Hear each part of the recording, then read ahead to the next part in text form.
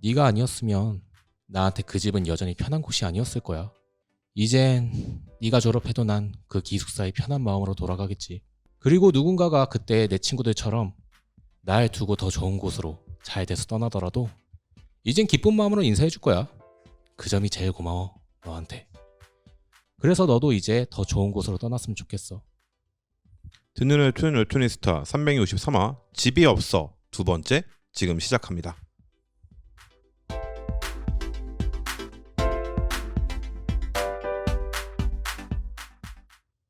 안녕하세요, 재민입니다.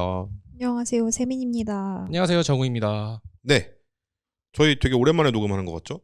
녹음이 오랜만이긴 하죠. 네, 저희 하만전 때 이후로 처음이잖아요. 그렇죠. 네, 그래서 여러분들은 지금 라이브로 올라가는 웹툰이스타를 듣고 계시다는 점. 세이브를 다 써버렸다. 네. 원래 세이브는 다 까먹는 거예요. 또 세이브 쌓아야지 뭐 어떡하겠어. 그렇죠. 여러분 세이브 쌓을 동안 기다려주세요. 농담이고, 오늘 리뷰할 작품 저희가 얘기를 한 대로 집이 없습니다. 네. 저희가 한번 리뷰를 한 적도 있고, 그리고 워낙 오래 연재한 작품이기도 해요.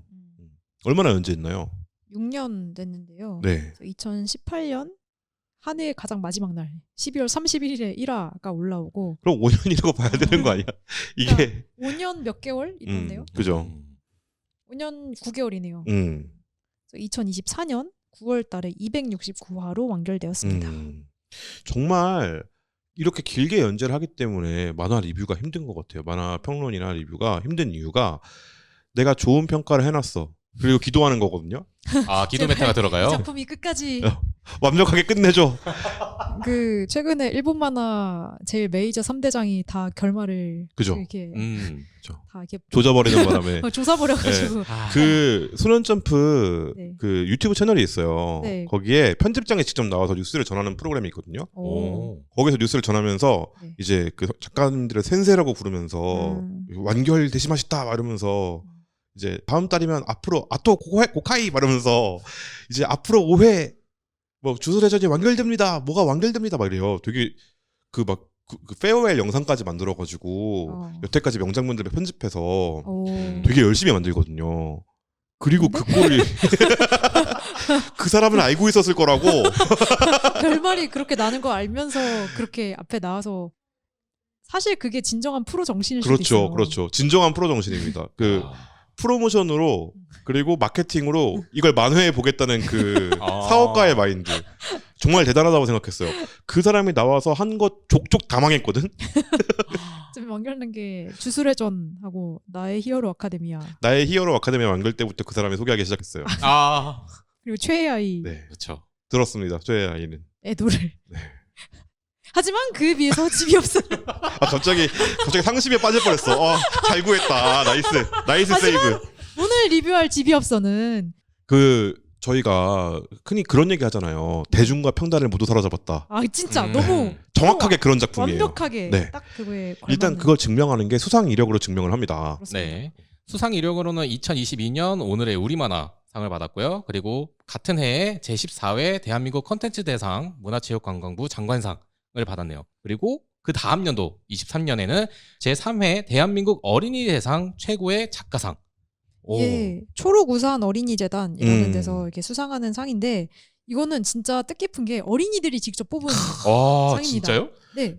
이게 유아가 아니라 한 청소년으로 진입하기 직전에 한 초등학교 고학년 정도 되는 친구들까지를 어린이라고 하잖아요, 보통. 네. 아니면 뭐 중학교에 올라가서도 중학교 한 2학년 정도까지를 어린이라고 부르는 경우가 있는데, 그 친구들이 뽑은 거였죠. 그러니까 이 작품이 청소년들이 등장하는 작품이잖아요. 그쵸. 근데 그 진짜 당사자인 청소년들이 뽑은 작품이라는 게 얼마나, 이게 작가님도 블로그에 너무 약간 이상한 감격스럽다 뭐 이렇게 쓰셨더라고요. 그죠. 이게 그러니까 우리가 흔히 어린아이들은 잘 이해하지 못할 거라고 얘기를 많이 해요. 아니에요. 어른들이 문제지 어린이들은 별로 문제가 없어요. 이게 증명하지 않습니까? 그렇습니다. 그리고 또 받았어요. 네, 그리고 24년도에는 월드 웹툰 어워즈에서 본상을 수상했다고 합니다. 정말 재밌는 게, 제가 이 중에 3개의 심사위원이었네요. 다 들어가셨네요. 제가 어린이는 아니니까 적폐래. 내년부터 심사하지 말아야겠네요. 이게 그러니까 되게 의미가 있는 게, 오늘의 우리만화 심사할 때 3차 마지막이었어요. 근데 그때 심사위원이 7명이고 이분들이 3분의 2 이상이 동의를 해야 이제 선정이 되는 거거든요. 그때는 그렇게 했는데 와 그때 만장일치가 딱 2개 나왔었어요. 오. 네. 하나가 집이없어였고 하나가 지금 기억이 안 나는데 2개가 만장일치였던 건 기억나. 갑자기 궁금해졌다. 22년 받은 거 한번 찾아주세요. 아, 네 맞습니다. 네 위아더 좀비가 이 그 집이없어랑 같이 만장일치로 뽑혔어요. 그러니까 이거는 어떤 식이었냐면 딱 쭉 적거든요. 16개 후보자가 쭉 적어요. 오. 적으면서 적을 때 집이어서 딱 적는데 이거는 따로 빼죠. 모두가 동의. 이미 수상 네, 확정. 약간 그런 느낌이었어요. 그리고 콘텐츠 대상은 제가 그 초기 심사 그러니까 처음에 이제 후보작을 뽑을 때 심사를 했는데 그때도 이제 그 자리에 모여서 이제 후보작을 뽑으시는 분들이 웹툰 분야의 분들이 막 얘기하다가 집이없어는 올라가는 게 맞겠죠? 라고 한 분 얘기하셨어요. 네. 끄덕 모두 마주보고 끄덕하는 삼진끄덕으로 삼진끄덕. 올라갔습니다. 네, 그런 식이었고 또 월드 웹툰 어워즈도 제가 마지막 이제 본상 심사를 봤는데 거기서도 집이없어에는 아무런 이견이 없었어요. 총 10개를 뽑았거든요. 네. 네, 그런 정도로 뭐 평단은 물론이고 대중들도 너무너무 좋아하는 작품이기도 했고요. 그렇죠. 네, 그런 작품입니다. 그리고 오디오 웹툰도 나왔어요. 그래서 뭔가 상업적인 성공이라고 해야 될까요? 네. 그런 쪽도 많이 잘 된 편이죠. 그죠. 이 작품은. 오디오 항상 웹툰이 상위권에 있기도 했고 2022년에는 펀딩 금액 2억 원을 음. 달성을 했고 2023년에는 9천만 원. 오, 네. 네. 이게 저 요즘에 그 이세계 아이돌 차세돌이랑 마세돌이 있거든요. 그건 또 뭐예요? 마법소녀 이세계 아이돌과 웹툰이에요. 웹툰. 아. 차원을 넘어 이세계 아이돌 이 2개가 그렇게 있어요. 근데 이 차세돌이 지금 펀딩 중이에요. 저희 녹음하고 있는 지금 80억이 넘었어요. 80억? 네. 마세돌이 그 기록을 깼었거든요. 달빛천사 기록을 깼어요. 41억 9천만 원이었거든요. 그것도 놀라웠는데 그게 올해 초였어요. 근데 이번에 차세돌을 하면서 80억이 넘은 거야. 펀딩하는 물품 금액이 어느 정도예요? 최고 비싼 게 26만 7천 원. 싼데? 근데 그러니까 26만 7천 원 한 20만 원대예요. 와. 그거를 몇 명이 사야 80억이 나오지? 3만 명이요. 그래서 이제 한 2억 정도 되면 약간 그 인지 부조화 오는 거 알아요? 돈 개념에서? 근데 이제 하도 그 텀블벅에서 2억 펀딩하는 것도 흔해져가지고 네. 약간 간에 기별도 안 오는 느낌. 2019년에 그 펀딩 금액 한 1억 5천만 원 막 이러면 우와 막 이랬거든요. 근데 지금은 2억 하면 집이 없어 치곤 약간 이런 느낌인 거야. 근데 22년에는 그렇진 않았다. 그래서 이 2번에 거쳐서 오디오 웹툰도 펀딩을 했었고 작년에 슛 애니메이션 한 40초짜리 1분 안 되는 그죠? 거의 1분 정도? 대사 딱 한마디 있는 거. 네. 그 은영이랑 혜준이가 딱 돌아보면서 은영이가 불렀나? 혜준이를? 야 고혜준이었나? 야 백은영이었나? 둘 중에 한 명이 서로를 부르는 거예요. 야 백은영 같아요. 그 약 백은영 같죠? 그 한 명이 딱 부르는 그거 나오는 그 애니메이션 그거 나왔을 때도 사람들이 막 기대감 폭발해가지고 막 댓글에서 온갖 갖은 주저 떨고 막 그게 리코에서 제작했던 건데 맞아요. 약간 이런 퀄리티로 애니메이션? 네. 그래서 그때 취재하셨던 기억이 있죠. 막 리코에 물어보고 니네 이거 내는 거냐? 그랬더니 되게 그 정무적인 답변이 왔거든요. 어떻게 왔어요? 생각이 없지는 않지만 가능성이 없다고도 말할 수 없다. 약간 파일럿으로 만들어서 대충 뭐 그런 반응이 느낌의. 좋으면은 더 만들 수도 있고요, 아닐 수도 있고요. 그죠. 정해진 바는 없습니다. 약간 이런. 가차입니다. 막 이런 느낌으로 그런 느낌의 답변이었던 기억이 있어요. 그리고 올해 11월 1일 날 라프텔에서 본편 애니메이션이 공개됐죠. 그러니까 반응 간을 보고 되겠다 싶어서 제작을 한 거죠. 그리고 극장에서 슈퍼맨이로 개봉하기도 했어요. 저희 되게 놀라웠어요. 이런 식으로 개봉할 수도 있구나 싶어서. 이게 한 올해 6월쯤부터 극장에서 막 한 12분짜리 영화 개봉을 하고 그런 그쵸. 걸 하더라고요. 그러니까 하도 이 쇼폼 시대에 극장에서 사람들이 영화를 안 보니까 극장에서 좀 새로운 시도를 해보고자. 근데 그러려면 차라리 티켓을 묶어서 파는 게 낫지 않나? 근데 그런 네. 것 치고는 딱 나쁘지 그냥 않았어요. 가다가 이렇게 쓱 시간 뜨는데 뭐 하지? 근데 티켓 값이 1,000원이에요. 그럼 살만하잖아. 그러네. 1,000원이면. 저는 집이 없어를 본 게 아니라 이제 밤낚시라는 이제 밤낚시가 그거였어요. 현대자동차의 광고로 만든 쇼품 영화였는데 오. 1,000원 치고는 퀄리티가 괜찮았거든요. 아 이게 그럼 스폰서십이 붙어야 1,000원이 가능한가 보다. 그런 것 같아요. 왜냐면 제가 무슨 생각을 했냐면 누가 팝콘이라도 가지고 들어가는 순간 청소비가 더 나오겠는데라는 생각이 들어가지고 청소를 안 하잖아요. 그러네요. 그리고 팝업 스토어도 오픈을 했었어요. 10월에 코엑스에서 10월 3일부터 6일까지 16일까지. 10월 3일부터 16일까지 오픈을 했었고요. 세미님 갔다 오셨다고? 그렇습니다. 배신자네요. 왜요?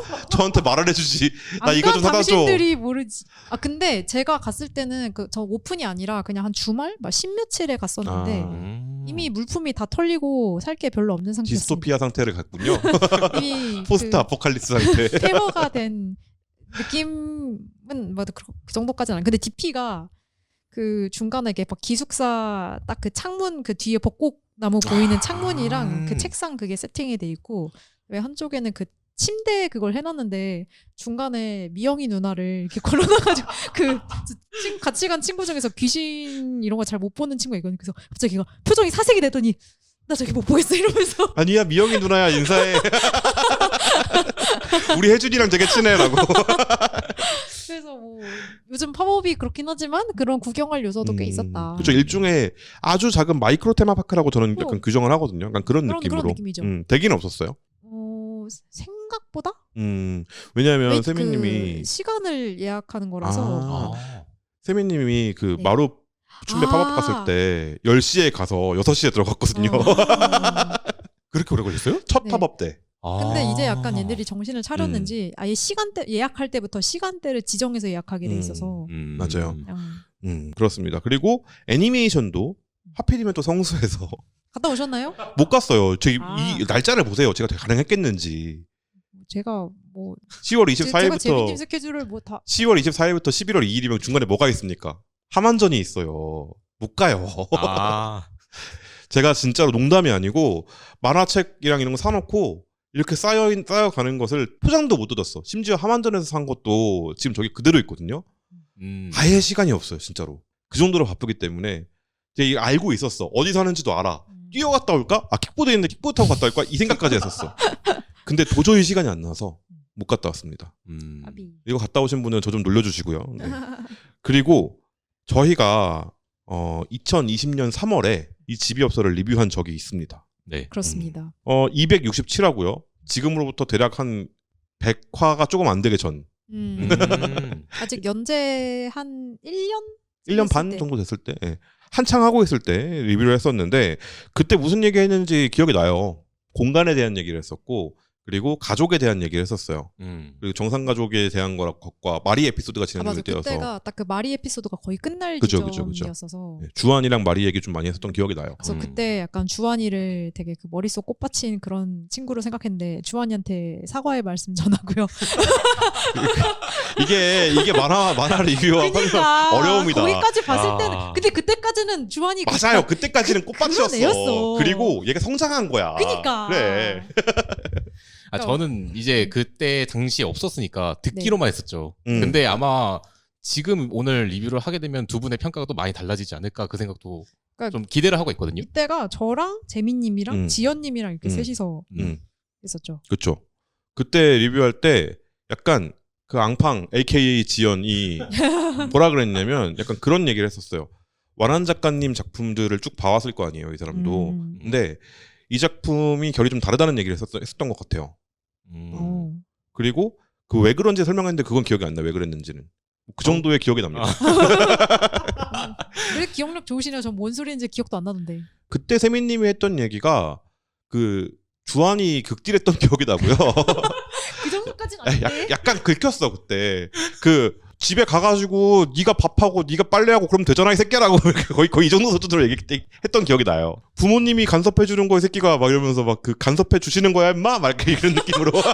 아니에요. 저는 주한이의 심정도 충분히 이해합니다. 네, 그런 얘기도 했었어요. 네. 이해는 하지만. 근데 이게 얘가 너무 이런 상황에 놓여 있어서 비교적. 근데 사실 주한이가 그러니까, 맞아요. 대한민국의 평균 맞아요. 잖아요. 그러니까 부모님이랑 잘 얘기를 해서 그 협상을 해야 되는 일이지. 이게 네가 징징거린다고 해결되냐? 약간 이런 얘기를 했던 기억이 나요. 진실은 네, 그렇습니다. 팟빵 예. 67화에 대충 제 기억에 왜곡됐을 수 있으니까요. 네. 그래서 저희가 2번 리뷰한 작품이 하나인가 더 있었던 것 같아요. 근데 이 집이업소는 꼭 해야겠다 라는 생각을 했습니다. 왜냐하면 집이업소잖아요. 그렇죠. 좋습니다. 그래서 인물 소개부터 한번 시작을 해보죠. 먼저 다들 아실 거예요. 집이어서 아직도 안 보신 분 계시면 총알 장전해 놓을 테니까 앞으로 알아서 보십시오. 일단 그러니까 뭔가 봐야지 했다가 뭐 안 봤거나 아니면은 보다가 중간에 놓쳤거나 이런 분들은 계실 것 같아요. 근데 그렇지만 집이 없어라는 작품을 처음 듣는 분은 아마도 없을 것이다. 그렇죠. 그래서 인물 소개는 최대한 간단하게 가보려고 합니다. 인물이 많기도 하거니와. 네. 네. 그래서 고혜준부터 한번 가보죠. 네, 혜준이는 좀 무뚝뚝한 표정의 이제 미친 개라는 별명을 가지고 있습니다. 근데 사실 알고 보면 누구보다 좀 정이 넘치는 인물이에요. 처음에는 약간 싸패 기질이 있었어요. 그렇죠. 백은영이 있는데 고혜준이 사패라고? 소시오패스. 백은영이 그거는 그 어머니의 죽음으로 인한 큰 상실. 트라우마로 인한 마음의 문을 닫은. 그렇죠. 되게 온정적이시네요. 아무튼. 근데 이게 좀 특이한 게 백은영이 온갖 이제 별의별 지랄을 다 하죠. 근데 그걸 다 꿋꿋하게 받아준 성인 군자에 가까운 인물입니다.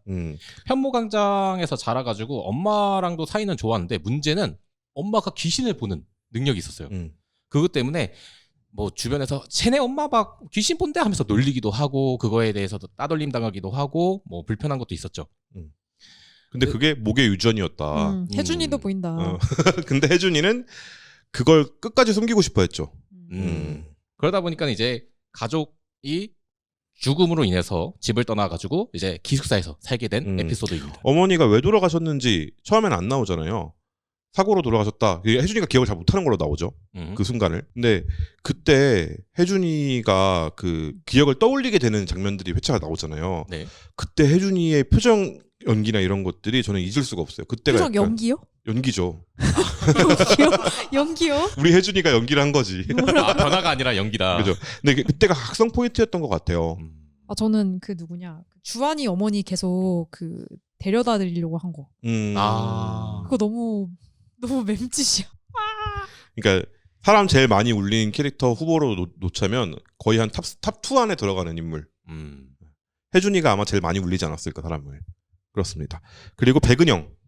빠와 까를 둘 다 양산하는 미친 캐릭터. 그거 있잖아요. 슈퍼스타는 빠와 까를 둘 다 미치게 한다. 진짜 딱 그거에 걸맞는. 슈퍼스타입니다. 그래서 집이 없어 초반부터 욕을 그렇게 먹었는데. 욕하던 쪽이었습니다. 다 같이 욕했죠. 근데 얼굴로 그걸 무마시키는. 마성의 매력. 마성의 매력의 캐릭터인데, 그래서 그 딱 공주라는 별명에 너무 잘 어울리는 공포의 주둥아리. 말하는 꼬라지가. 날본새가. 네, 아주. 그 주둥아리 페이커입니다. 대단해요. 월클이에요, 월클. 그 약간 내 편이면 그래도 든든할 것 같은. 이게 어디 싸워야 할 때 데려가면은 나 대신 진짜 잘 싸워줄 것 같은 그런 말빨을 보유한 미친놈입니다. 그러니까 혜준이가 미친 개라면 얘는 미친 놈이에요.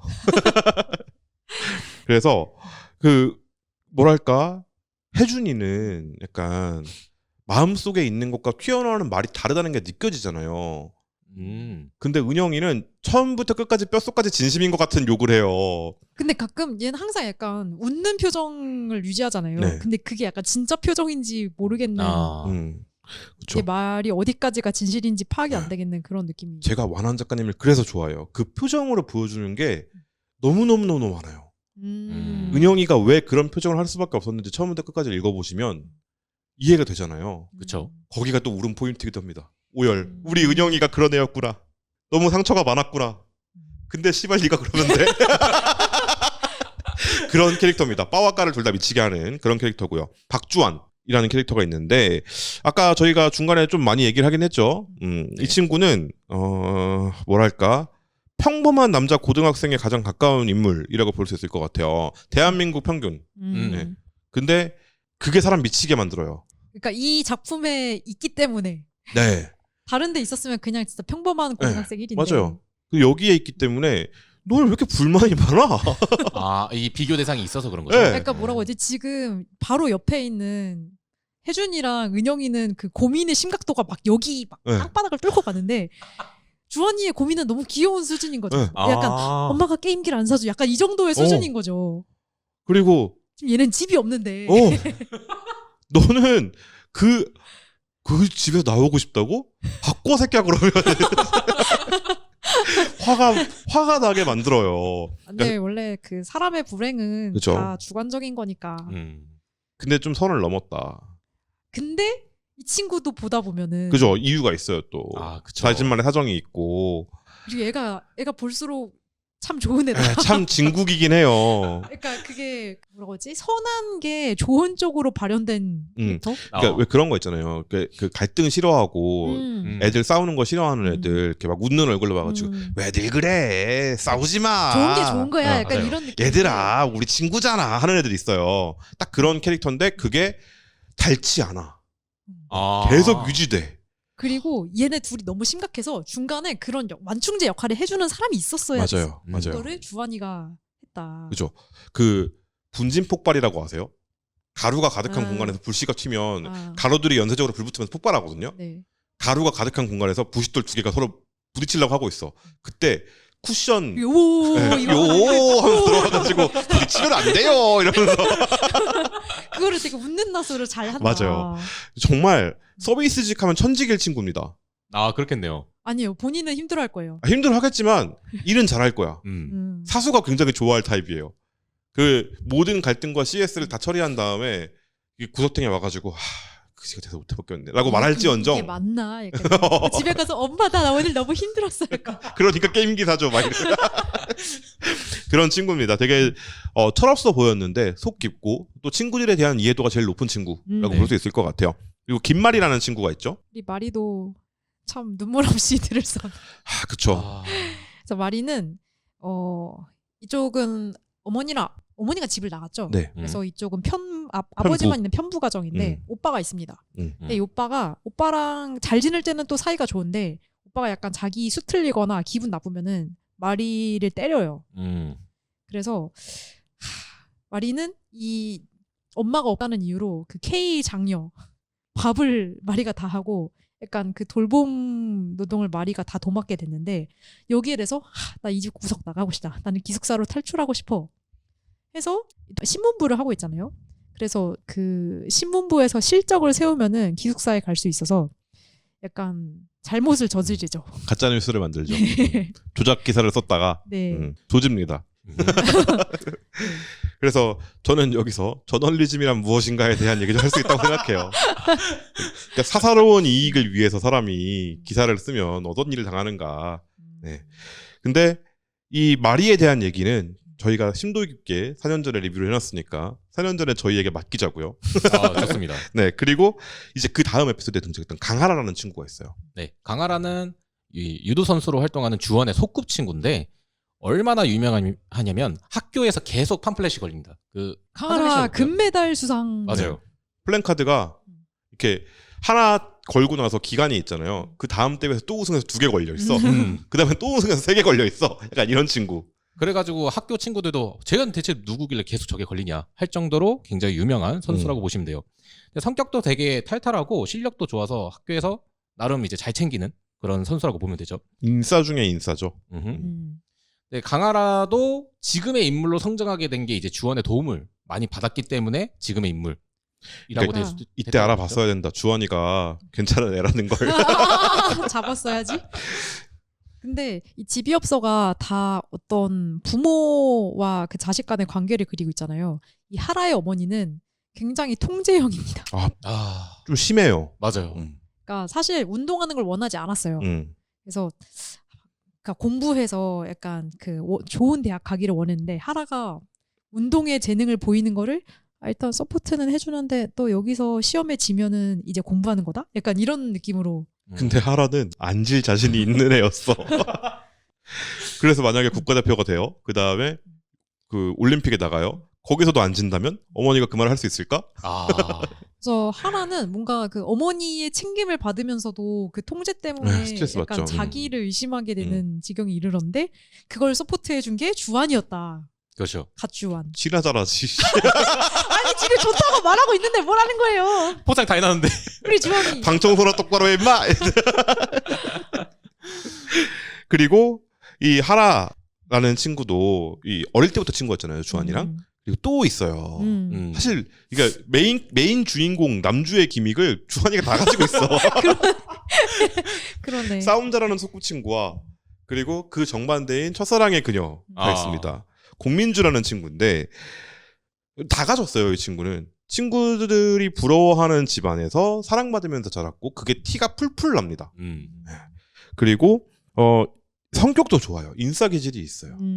그리고 모두가 보면 민주 안녕 민주 안녕 하면서 인사하는 방송부 부장. 이것만 해도 청춘 로맨스에서 여주 김익으로 완벽하지 않습니까? 그리고 방금 소개한 인물들 중 가장 부모님과 관계가 좋아요. 너무너무 좋아요. 좋은 부모를 만났어. 네. 그러니까 먼저 물어보는 부모님. 우리 민주는 하고 싶은 거 어떤 걸 하고 싶니? 뭐가 되고 싶니? 뭘 해보고 싶니? 이런 걸 먼저 물어보는 부모님한테 마치 그런 부모님들도 있잖아요. 말해봐 한번. 그 위협 아니에요? 유도가 하고 싶다고 말해봐 한번 이라고 말하는 부모님이 있는 반면 들어주기 위해서 물어보는 부모님 아래에서 슬하에서 엄청 되게 바르게 컸고요. 그리고 되게 의지도 있고 노력할 줄도 알고 실패에 좌절하더라도 금방 회복할 수 있는 회복 탄력성도 좋은 친구예요. 그러니까 이 집이 없어가 만약에 집이 있어였고 우리 청춘 로맨스물이었다면 집이 있어. 공민주가 그런 캐릭터죠. 그 삼각관계에서 가장 큰 꼭지점. 그리고 강하라가 이 둘의 사이를 방해하고 싶지만 방해할 수 없어. 이 사이에서 갈등하는 사실 이름은 본명 백장미였던. 정작 썸씽은 약간 혜준이랑 있었잖아요. 그러니까요. 사각관계야? 그래서 처음에는 방송부 부실 때문에 말이랑 좀 마찰이 있었어요. 신문부와 방송부 이 오래된 라이벌입니다. 거의 모든 학교에서. 그렇죠. 방송부 저놈들은 말하는 거 말고는 할 줄 아는 것도 없으면서 신문부 저놈들은 글 쓰는 거 말고는 할 줄 아는 것도 없으면서 저희는 뭐예요? 저희요? 저희 말도 하고 글도 쓰니까요. 방송신문부네. 그죠. 그래서 이 둘이 싸울 뻔했는데 이 성격이 좋다 그랬잖아요. 앉아서 얘기해 볼래? 신문 네. 부장아? 전 그 민주랑 마리랑 서로 다른데 둘이 화해랄까요? 네. 그러니까 마리가 너무너무 싫은데 하지만 이거는 내가 얘기해줘야 되겠어라고 하는 그게 너무 좋았어요. 그게 잘 배운 아이의 특징이죠. 공과 사를 구분할 줄 알아. 나의 감정과 이 관계를 맺는 것을. 인간으로서 해야 할 도리를 실천하는 그죠, 마리. 그죠. 너는 싫지만. 그러니까 마리도 잘 컸어요. 그러니까. 여기 나오는 애들이 다 잘 컸어. 그렇죠. 그래서 되게 좋은 작품이었다. 그래서 민주 얘기는 꼭 직접 한번 보십시오.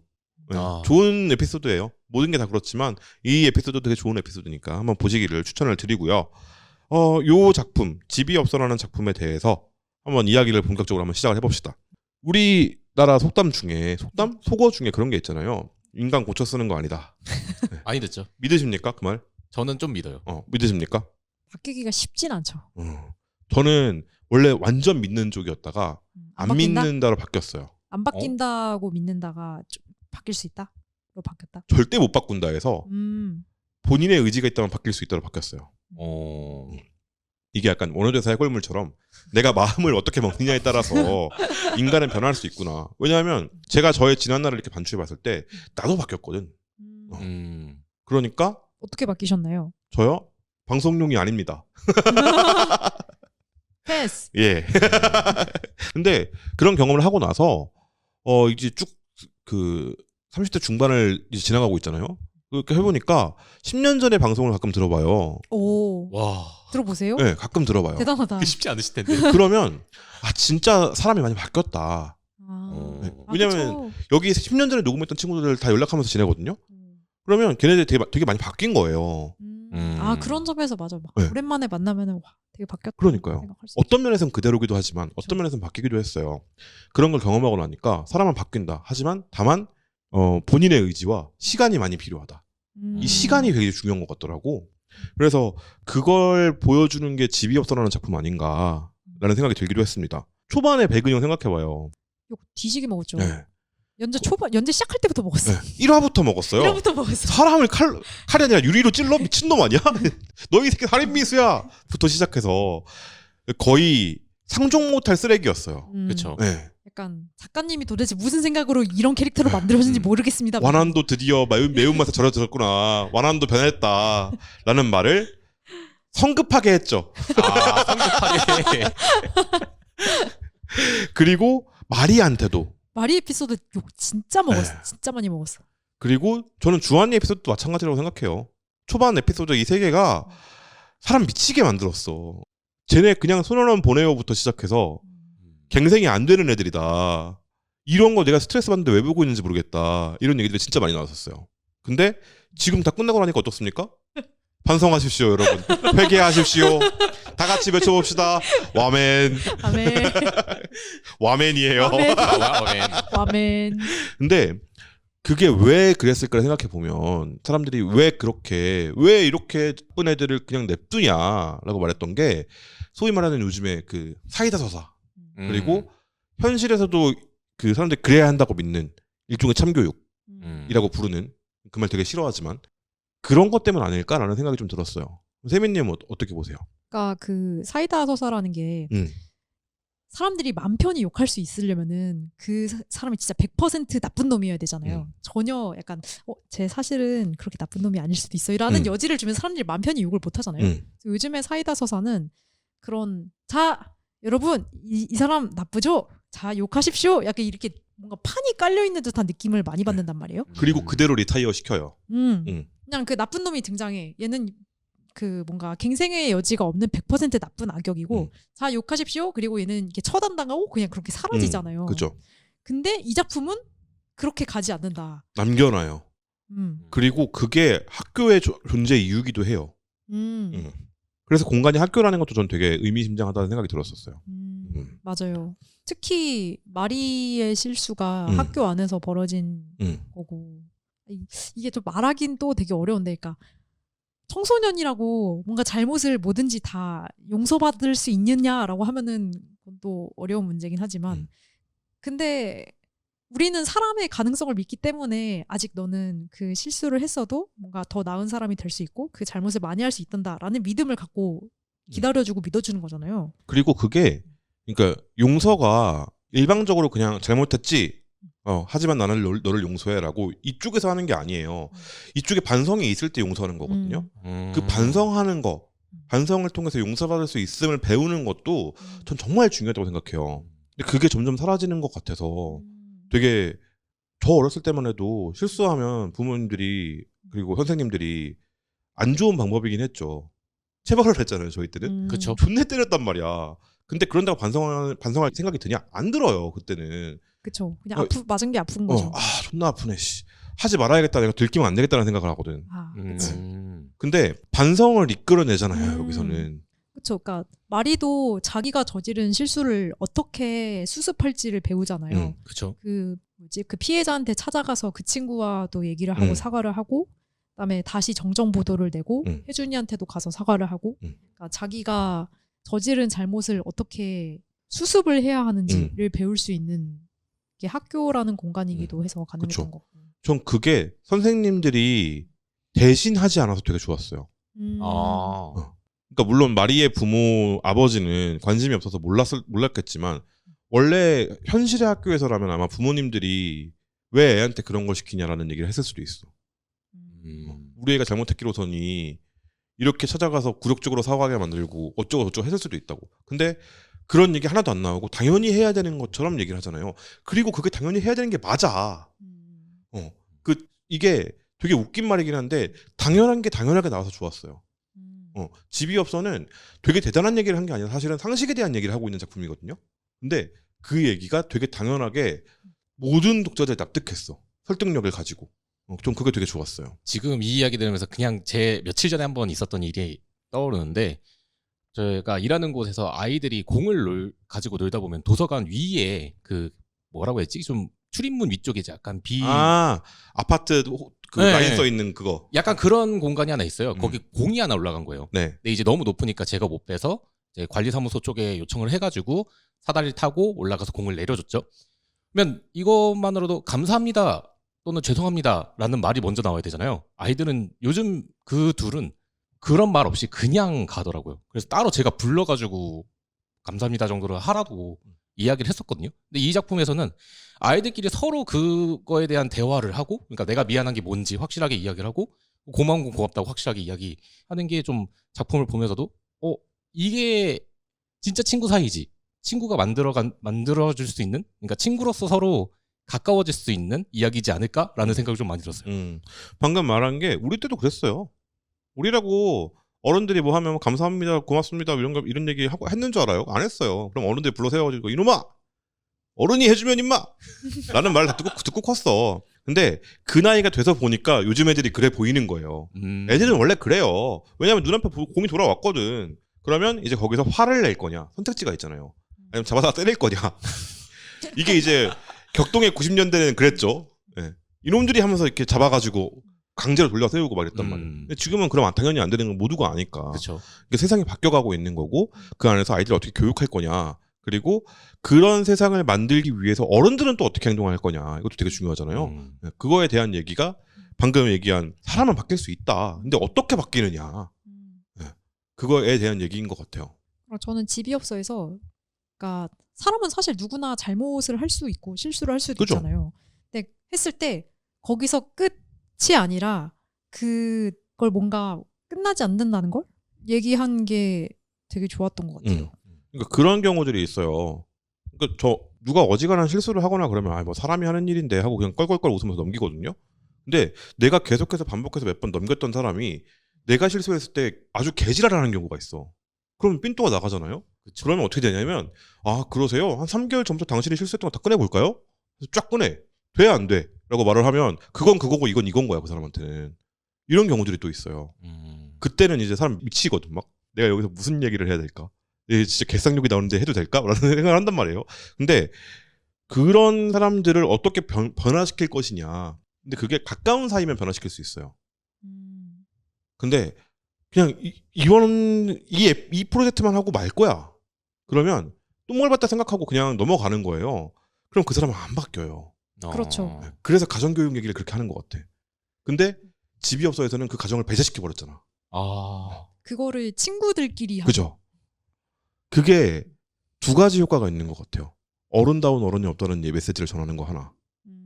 그리고 두 번째는 아이들이 그렇게 생각보다 어리지 않다. 철들어야 어느 순간 철이 딱 들어가지고 어른 진화하는 게 아니다. 천천히 아이들이 어른이 되어가는 거다. 그걸 잃지 않게 해주는 것이 그 좋은 어른으로 성장할 수 있게 만드는 것이 어른들이 할 일이다라는 얘기 같아요. 그리고 아까 말했던 사이다 서서처럼 한 방에 한 주먹에 바로 내가 잘못했구나. 무슨 마법소녀 변신하는 것처럼 자 오늘부터 새 사람으로 태어나겠습니다. 그렇죠. 이럴 리가 없잖아. 그렇죠. 새 사람 변신하지 않는다고. 그렇게 되면 정말 좋겠지. 뭐 민중의 지팡이로 맞으면 진짜로 기가천선을 해. 그러면은 세상에 법이 왜 필요합니까? 민중의 지팡이만 있으면 되지. 근데 그게 아니잖아요. 이 작품은 되게 특히 백은영을 중심으로 백은영이 뭔가 이제 좀 얘 좀 정신 차렸나 좀 괜찮은 사람이 됐나 싶으면 갑자기 또 이렇게 되고 사람은 고쳤을 약간 사람은 고쳤을 수 있나 변하나 할 때 갑자기 또 이렇게 그죠? 깡 하면서 마치 해치웠나처럼. 해치웠나처럼 진짜 그 과정을 엄청 지겨울 정도로 세심하게 보여주잖아요. 이 모든 269개 회차가 전부 다 그 얘기야. 그니까. 맞아요. 그거잖아요. 처음에 그 은영이가 에휴 됐다 가 그냥 이 말에 되게 트라우마가 있잖아요. 맞아요. 그래서 열심히 고쳐 끼익 하면 고쳐. 그 다음에 휴 한숨 쉬었어 와장창. 진짜. 그거 아니야. 예 그거 아니야. 다시 고쳐줄게 막 하면서 하다가 다 마지막이다 나서 조여놓고 한숨을 지금 쉬어야지 휴 했더니 갑자기 또 와장창. 아니 왜 그러는 거야 도대체 하면서 다시 고치고. 이거의 반복이에요. 그러니까 사람이 사람을 포기하지 말아야 된다. 이게 특히 그 혜준이랑 은영이의 관계가 뭔가 되게 고무줄처럼. 아니 혜준이는 전생에 무슨 죄를 지어서 그러니까 얘 너무 대단해. 이걸 고치는 게 혜준이잖아요. 그러니까 그런 식으로 포기하지 말아달라는 얘기를 내가 포기당하고 싶지 않다는 걸 은영이도 몰라요. 처음에는 몰랐어. 맞아요. 그걸 자각하고 난 다음부터 나아지거든요. 근데 그걸 어떻게 자각시킬 거냐. 근데 많은 경우에 문제를 자각해도 안 고쳐져요. 그죠. 그게 어떻게 고쳐져요. 그럼 문제가 아니지, 그죠? 그니까. 그게 내 마음대로 통제대로 되는 게 아닌데. 음. 그러니까 은영이의 문제는 자기가 태어났을 때부터 그 자기 주변을 둘러싸은 것들이 그 걔 안에 얘 17년 살아온 그 인생 이게 차곡차곡 쌓여온 거잖아요. 지층이 돼 있죠, 완전히. 그렇죠. 그래서 그걸 갑자기 무슨 고등학교 때 딱 만난 고혜준이 야 하면서 한다고 그게 되겠냐고. 그러니까. 땅 파봤자 뭐 얼마나 바뀌었냐고. 근데 은영이는 바뀌긴 했어요. 그게 혜준이의 대단한 점이야. 은영의 대단한 점이 아닙니다, 여러분. 은영이도 대단하죠. 바뀌면 대단한 뭐 거지. 그렇죠. 네. 근데 그 바뀌긴 했는데, 그러니까 이제 은영이도 그 혜준이한테 약간 보답을 하거나 도와줄 수 있게 됐어요. 은혜 갚은 까치는 될 수 있는 은혜를 갚을 수는 있게 됐는데 까치 정도의 그- 지능을 가졌다. 자기가 배워온 방식으로 갚아요. 그 약간 그 고양이한테 잘해주면 그 길고양이에게 쥐 잡아서 물어보는 것처럼 그쵸. 이 사람은 나한테 잘해줬으니까 이 사람은 내가 사냥감을 갖다 주면 좋아하겠지. 약간 이런 느낌으로. 예를 들어서 뭐 나 이제 손 털고 알바해. 라고 거짓말을 한다거나 걱정 안 하게 하려고. 그쵸. 좋은 의도야. 자기 나름대로 좋은 의도로. 선한 의도로. 어차피 내가 그렇게 솔직하게 말해봤자 안 믿고 나를 안 그죠. 좋게 생각했을 거면서 약간 또는 혜준이가 위기에 처하자 주먹으로 해결한다든지. 그 어. 마리 사건 때 네. 가해자들 가서 이렇게 뒤에 몰래 이렇게 주방을 퍽퍽퍽 자기도 얻어 주먹으로 터져가지고 엉망진창이 된 얼굴로 나와서 아니야 넘어졌어 이지랄하고. 근데 그 집이업소가 사실 2차 창작으로도 좀 유명했잖아요. 그죠. 보니까 알겠어 왜 그랬는지. 관계성 때문에 사람이 미치잖아요. 그니까요. 네. 그 관계성만으로 이루어진 작품이에요. 정말. 그 관계성만으로 이루어졌다는 게 무슨 말이냐면 이 친구들 중에서 한 명을 빼면 이 관계가 제대로 돌아가지 않아요. 다 각자의 역할이 있어. 그러니까 예를 들어서 고해준 백은영만 놓고 박주환을 빼잖아요. 파멸로 갔어. 그럼 집이 없어가 아니라 집을 불태워해요. 아마 구기숙사 거기 진작에 폐쇄됐을걸? 살인사건이 일어나가지고 한 명은 죽었을 씨발, 거야. 너 죽고 오늘은 너 죽고 나 죽자 이러면서 그랬을 거야 분명히. 진짜 이제 못 참겠다 이러면서. 나와 개새끼야 이러면서 바로 그랬을 거라고. 그럼 미영이 누나가 말렸을 거야. 얘들아 싸우지 마. 그럼 장르가 오컬트가 돼요. 개그 오컬트가 돼요. 아니면 학폭물이 되거나 되게 시리어스한. 근데 그게 아니라 주한이가 있음으로 해서 스무스하게 넘어갈 수 있는 아이들 싸움이 되잖아요. 그게 그쵸. 어른 싸움이 아니라. 그게 되게 저는 그 신의 한 수였다고 봐요. 이 세 명의 구도가. 아니면 백은영이랑 박주환만 있었으면 박주환은 너무너무 괴로운 인생이었을 거야. 그리고 백은영은 절대 자기 마음을 걱정하는 이 새끼는 내가 따까리지. 그치 네. 따까리로 생각하거나 시다발이지. 절대 자기를 이해할 거라고 네. 생각하지 않았을 거예요. 그렇죠. 그리고 고혜준이랑 박주환만 있었으면 아무 말도 안 했을 거예요. 절대 그러니까 주한이가 처음에 말을 걸었겠지. 갈등이 없는 작품. 어. 작품이 안 되지. 작품이 안 되지. 작품이 안 되죠. 주한이가 말을 걸면 혜준이는 답답했을 거야. 밥 먹을래? 아니. 나 먹고 올게. 이게 무슨 작품이야. 와 그려진다. 그리고 3년 내내 하고 그 더 좋은 성적을 받은 혜준이는 어느 직어국에 전장 받고 갔겠지. 나중에 어른 돼서 와 반갑다 하고 박주원 인사한대. 누구? 누구였지? 이름 기억 못함. 그랬을 거예요. 그런 정도의 그 관계인 3명을 묶어놨더니 역사상 최고의 트리오가 된 거야. 대단하지 않습니까? 전 이 작품이 그래서 이 3명의 관계만으로도 사람이 안 바뀌는 이유, 그리고 바뀔 수 있는 이유, 어떻게 바뀌어야 하는지, 그리고 왜 그 바뀌는 게 어려운지를 모두 보여줄 수 있는 트리오라고 생각해요. 이 셋이서 겪어온 269화를 생각해 보세요. 그 왜 슬램덩크에서 이거 너무 오래된 비유인가? 그 지난 날을 떠올려봐라라고 말을 하면 얼굴에 이제 파랗게 되는 장면이 있거든요.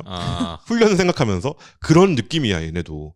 그 지옥 같은 269화를 거쳐내면서 단단해진 거죠 사람들이. 물론 이제 사람이 바뀔 수 있다고 얘기는 했지만 어떤 계기 하나로 바뀌려면 정말 큰 트라우마가 있어야 돼요. 근데 그게 긍정적으로 바뀌지 않아 보통 그렇게 바뀌면. 그죠? 밝았던 친구가 어떤 트라우마를 겪고 갑자기 어두워질 수는 있어요. 고혜준이네. 그렇죠. 네, 그죠? 근데 어두웠던 친구가 어떤 트라우마를 받아서 갑자기 밝아졌다? 그 트라우마야? 그게 그러면 이건 치료받아야 돼요. 그쵸. 진짜 그렇죠. 위험신호예요. 네. 조증일 수 있어. 그죠? 아니면 심각한 수준의 우울증일 수도 있어요. 그 공익 광고가 있어요 영국에. 네, 둘 중에 누가 우울증에 걸린 우울증인지 사람인가요? 맞춰봐라. 둘 다 웃고 있는 매력. 네. 근데 되게 짜증내고 왜 이런 데로 왔어 하는 친구가 있고 왜 좋잖아 하는 친구가 있는데 다음 장면에 왜 좋잖아 하는 친구가 없고 거기에 국화가 놓여져 있어요. 그런 광고가 있어. 그러니까 그렇게 되면 나쁜 일을 겪었는데 갑자기 밝아졌다. 그러면 가면일 수 있다. 네. 이건 100% 병원에 가봐야 돼요. 그런 류의 변화는 사람이 아프다는 신호잖아요. 그래서 천천히 바뀌어야 돼요. 예를 들어 다이어트도 한 달 만에 30kg 빠졌어. 안, 안 되죠, 안 그럼 되죠. 병원 가야 돼. 병원 가야 돼. 그런 것처럼 사람이 갑자기 바뀌지 않는다. 네. 그런 걸 되게 잘 보여주는 작품이고 그러니까 우리는 그거를 인내심을 갖고 시간을 들여 천천히 그 변화를 지켜봐줘야 한다. 그쵸. 라는 얘기를 하는 작품이죠. 그리고 그 변화의 과정에서 왜 빨리 바뀌지 않냐고 재촉해서도 안 돼요. 물론 답답하지. 짜증나지. 근데 천천히 바뀌어가는 거야. 그리고 그 과정의 옆에 있는 거를 우리는 사랑 또는 우정이라고 부른다. 라는 걸 이 작품에서 보여주고 있죠. 인간에 대한 애정이 사람을 바꾼다라는 얘기. 그래서 우리가 소년 만화에서 기대하는 성장은 앞에 적이 있고 그 적을 깨부실 정도로 레벨업을 해서 그죠? 레벨업, 그쵸. 레벨업, 그죠. 레벨업 약간 이런 게임식 성장이잖아요. 그렇죠. 그렇게 레벨업을 해서 성장을 해가면서 마지막에 대마왕까지 무찌르는 이 성장을 기대하지만 인간의 성장은 그렇게 이루어지지 않죠. 안 되죠. 아주 느리고 때로는 역행하기도 해요. 구불텅. 그렇습니다. 그래서 완한 작가님이 데뷔 몇 주년인지 혹시 아십니까? 아니요, 그건 모릅니다. 어서 오세요 305가 2005년? 아니에요. 2008년이에요. 2008년? 16주년입니다. 와. 그래서 16주년 동안 305호, 하나, 그리고 집이 없어. 이 세 작품을 하셨어요. 되게 장기 연재로 세 작품을 하셨어요. 그래서 제가 글을 하나 썼었는데 그 글에서 완한 작가님의 가족이랑 공간 그리고 시트콤적 서사 이 세 가지를 중심으로 해가지고 글을 쭉 썼었거든요. 가족 얘기를 좀 먼저 해봐야 될 것 같아요. 완한 작가님 작품에서 가족이라는 것이 또는 가정이라는 것이 소위 말하는 정상 가족의 형태로 나온 적이 없어요. 그래서 완한 작가님의 가지고 있는 테마 중에 가장 큰 게 항상 가족이거든요. 그리고 무엇이 가족인지를 질문하는 작품들을 하세요. 그렇죠. 어서 오세요 305호에서 김정현이나 아니면 호모 씨나 이런 분들의 가족 관계가 자세하게 나오지 않거든요. 근데 이 305호라는 공간에서 가족이 돼요. 일시적이나마 가족이 돼요. 특히 그 쌍둥이 남매 기억나요? 아, 네. 네네. 쌍둥이 남매 맨날 집에 와가지고 정현이가 문 열고 들어오면 왔냐라고 말하고 있는 그 남매가 있는데 그 친구들도 같이 가족이 돼요. 근데 피 섞인 건 그 둘밖에 없어. 아, 그렇죠. 그리고 나머지는 세입자와 그리고 세입자를 받은 사람이에요.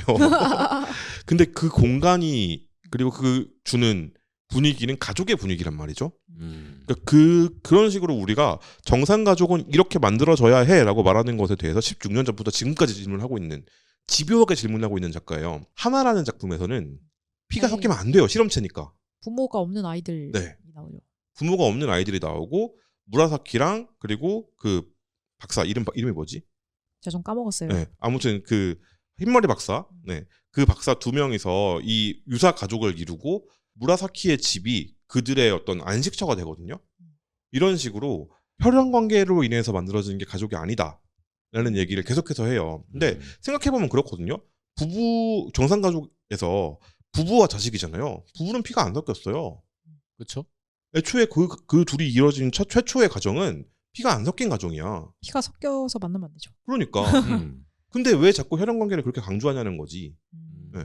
그런 식의 질문을 계속 던져요. 그리고 집이 없어서는 아예 대놓고 이제 약간 화가 나신 것 같아. 가정과 가족에 대한 이해를 제일 대놓고 한 작품. 이렇게까지 말해도 못 알아먹어? 라는 생각을 하신 게 아닐까.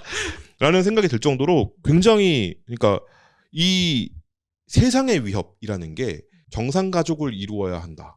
그리고 네가 생각한 대로 살면 안 된다. 우리가 생각한 대로 네가 살아야 한다. 그게 세상의 법칙이야. 라고 말하는 그 영어로 말하면 호스타일 뭐라 그러죠? 그 위협적인 세상에서 벗어날 수 있는 가정을 이루는 것이라고 그 가정에 정의하신 것 같더라고요. 내가 나일 수 있는 공간을 만드는 사람들이 있는 곳. 305호, 무라사키의 집, 제2기숙사 이런 곳들이 그 철학자 세마리 아저씨가 한 얘기가 있는데 헤테로토피아라는 공간이 있어요. 일상 속의 공간에서 도망칠 수 있는 곳인 거예요. 정확하게 그 의미로 쓰였어요. 그래서 약간 쉘터랑은 좀 다른 개념이잖아요. 쉘터는 일시적인 공간이고 위험에서 도피할 수 있는 내 집은 아닌 공간인데 집으로 이 공간을 상정하고 이 제2기숙사든 무라사키의 집이든 아니면 305호든 이런 식으로 계속 반복해서 보여주는 테마가 있다. 가정에 대해서 그렇게 중요하게 생각하시는 분이기 때문에 가정폭력을 다루는 방식에 대해서 좀 얘기를 해볼 필요가 있을 것 같아요. 아, 중요하죠. 네. 그 백은영의 가정사는 거의 작품 후반에 가서야 얘가 도대체 어떤 집에서 무슨 학대를 받고 자란지가 상세하게 나오잖아요. 네, 저는 사실 그동안 백은영을 보면서 얘 뭔가 되게 어떤 특정 행동이나 말에 대한 트라우마도 많고 성격도 이렇게 꼬였으면은 진짜 뭔가 집에서 엄청난 학대를 당했겠다라고 생각을 했거든요. 근데 너무 생각보다. 생각보다 갑자기 엄마가 갑자기 학교에 나타났잖아요. 네. 엄마가 있었어? 그러니까 좀 약간 흔히 막 술 마시고 막 애 패고 막 가서 술 사와 막 이런 아버지와 집 나가 놈아 막 이런 약간 이런 걸 상상했단 말이죠. 막 근데 엄마가 갑자기 학교에 나타나서 은영아 집에 돌아와 이러는 심지어 거예요. 멀쩡한 사람이야. 그러니까요. 그래서 에? 이러고 심지어 그리고 엄마랑 같이 지하철 타고 집에 가요. 그렇죠. 그거 보고 무슨 생각했냐면 명탐정 코난 초반 에피소드 중에 네. 그 남도일에 작아졌잖아요. 걔 친부모가 네. 코난을 시험한다고 변장해서 온 에피소드가 있어요. 기억나죠? 아, 네네. 그 에피소드랑 똑같다고 생각했어. 이거 엄마 아님. 은영이 위험하다. 어디 끌려가는 거야? 근데 아니었다. 그리고 고깃집에 가서 가족끼리 같이 고기를 외식을 해. 먹어요. 그래서 얘는 왜 이런 집을 두고 이 새끼 박주환 2인가? 그치? 아니지. 박주환이 백은영 2였던 거지. 얘가 원조인 거지. 그래서 진짜 약간 은영이한테 미안하지만 중학교 때부터 이렇게 가출해서 나와서 살 정도인가? 그죠. 약간 이런 생각을 했단 얘도 말이죠. 배가 터졌나? 근데 어떻게 보면은 사실 이런 묘사가 현실의 가정폭력에 좀 더 가까운 묘사가 아닐까. 훨씬 가깝죠. 네. 훨씬 가깝죠. 네. 그러니까 그 외에 가정폭력에 시달리던 여성분들이 그 뭐라 그러지? 그 도망이 아니라 그 잠깐 동안 머무는 쉼터. 아, 쉼터. 네. 쉼터에 계신 분들 인터뷰를 해보면 그런 말씀들을 많이 한대요. 저 사람이 좋은 사람인데 술만 마시면. 그럼 안 좋은 사람이잖아요. 이거 마리도 그쵸. 오빠한테 네. 오빠가 기분 좋을 때는 잘해줘 라고 하잖아요. 그러니까 그런 류의 어떤 슬픔 같은 것들이 켜켜이 쌓여 있는데 그걸 자기도 제대로 인지를 못하는 거야. 그 안에 들어가 있어서. 왜 냉탕에 처음 들어갈 때는 되게 차가운데 들어가서 조금 있으면 차가운지 모르잖아요. 네. 온탕도 마찬가지고 약간 그런 느낌인 거죠. 그래서 은영이의 그걸 보고서 중간에 이제 이거 부모가 아닌 것 같다라고 생각했다가 부모가 맞다는 걸 확인한 다음에는 약간 반성했어요. 은영이가 배가 터진 게 아니다. 저도. 이 너머에 뭔가 있다. 은영이가 그럴 수밖에 없는 뭔가가 있었을 것이다. 그게 되게 그 분위기만으로 즉각적으로 독자한테 느낄 수 있게 해주려면 후반부에 등장했어야 돼. 충분히 겪고 난 다음에. 그렇죠.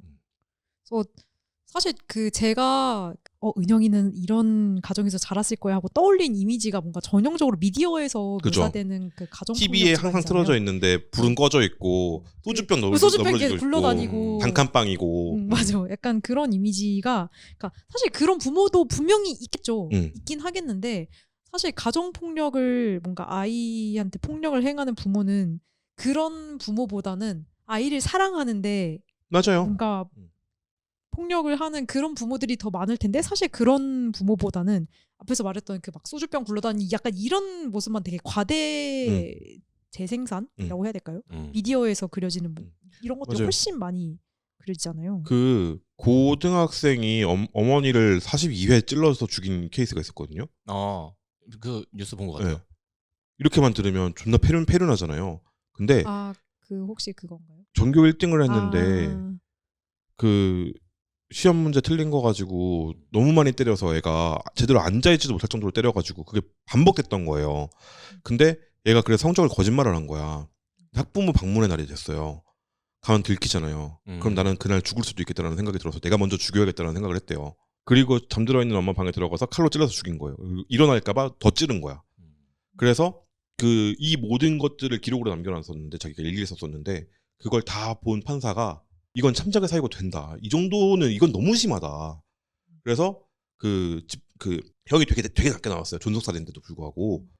그리고 그게 이제 한 15년 정도가 지나서 30대 초반이 돼서 아이의 아빠가 된 그 분이 인터뷰를 하신 거예요. 그걸 보는데 엄마한테 물어보고 싶긴 하다. 왜 그랬냐고. 그리고 이제는 어느 정도 이해할 수 있을 것 같기도 하다. 그러지 말지. 라는 식으로 얘기를 하시면서 나 같은 사람이 다시 안 나왔으면 좋겠다라는 얘기를 하시는 거예요. 근데 그 사람이 살았던 환경이 엄청 불행했냐? 엄청 불우하고 엄청 가난하고 이랬냐? 아니에요. 그러니까 사실 그 부모도 자기 자식이 잘 되길 바라고. 근데 그게 또 뭐가 또 비극이냐면 그 엄마가 결혼하고 이 아이를 낳으면서 경력단절이 된 거야. 너무너무 공부를 잘하고 똑똑했는데 일하다가 그 사내 커플로 만났나 그럴 거예요. 아빠랑.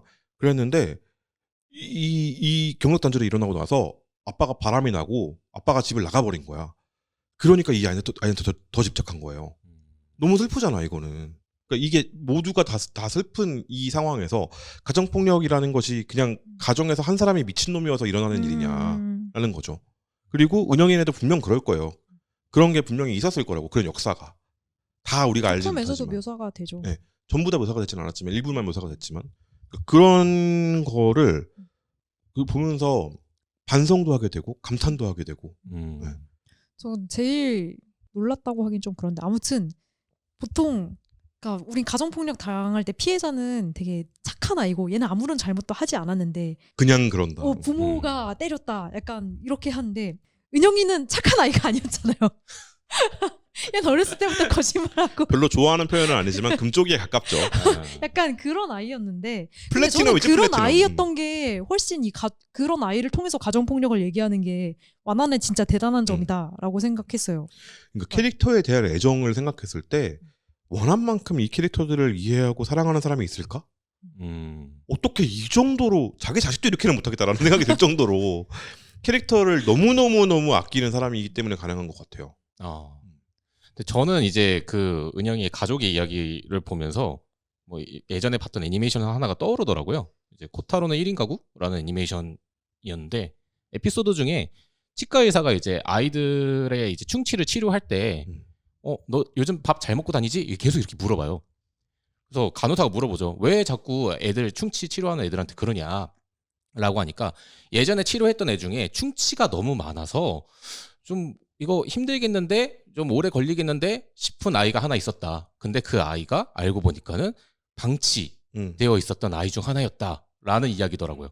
이게 실제로 일본에서도 그 사슴공원으로 유명한 나라라는 지역에서 치과 의사회에서 난 매뉴얼이 하나 있는데 거기서도 실제로 등록된 매뉴얼이었거든요. 한국에도 있어요.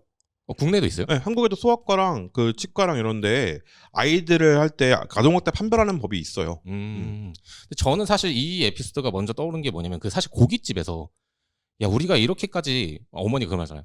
우리가 이렇게까지 잘해주는데 그냥 돌아와라. 일종의 가스라이팅 같은 느낌이었던 거죠.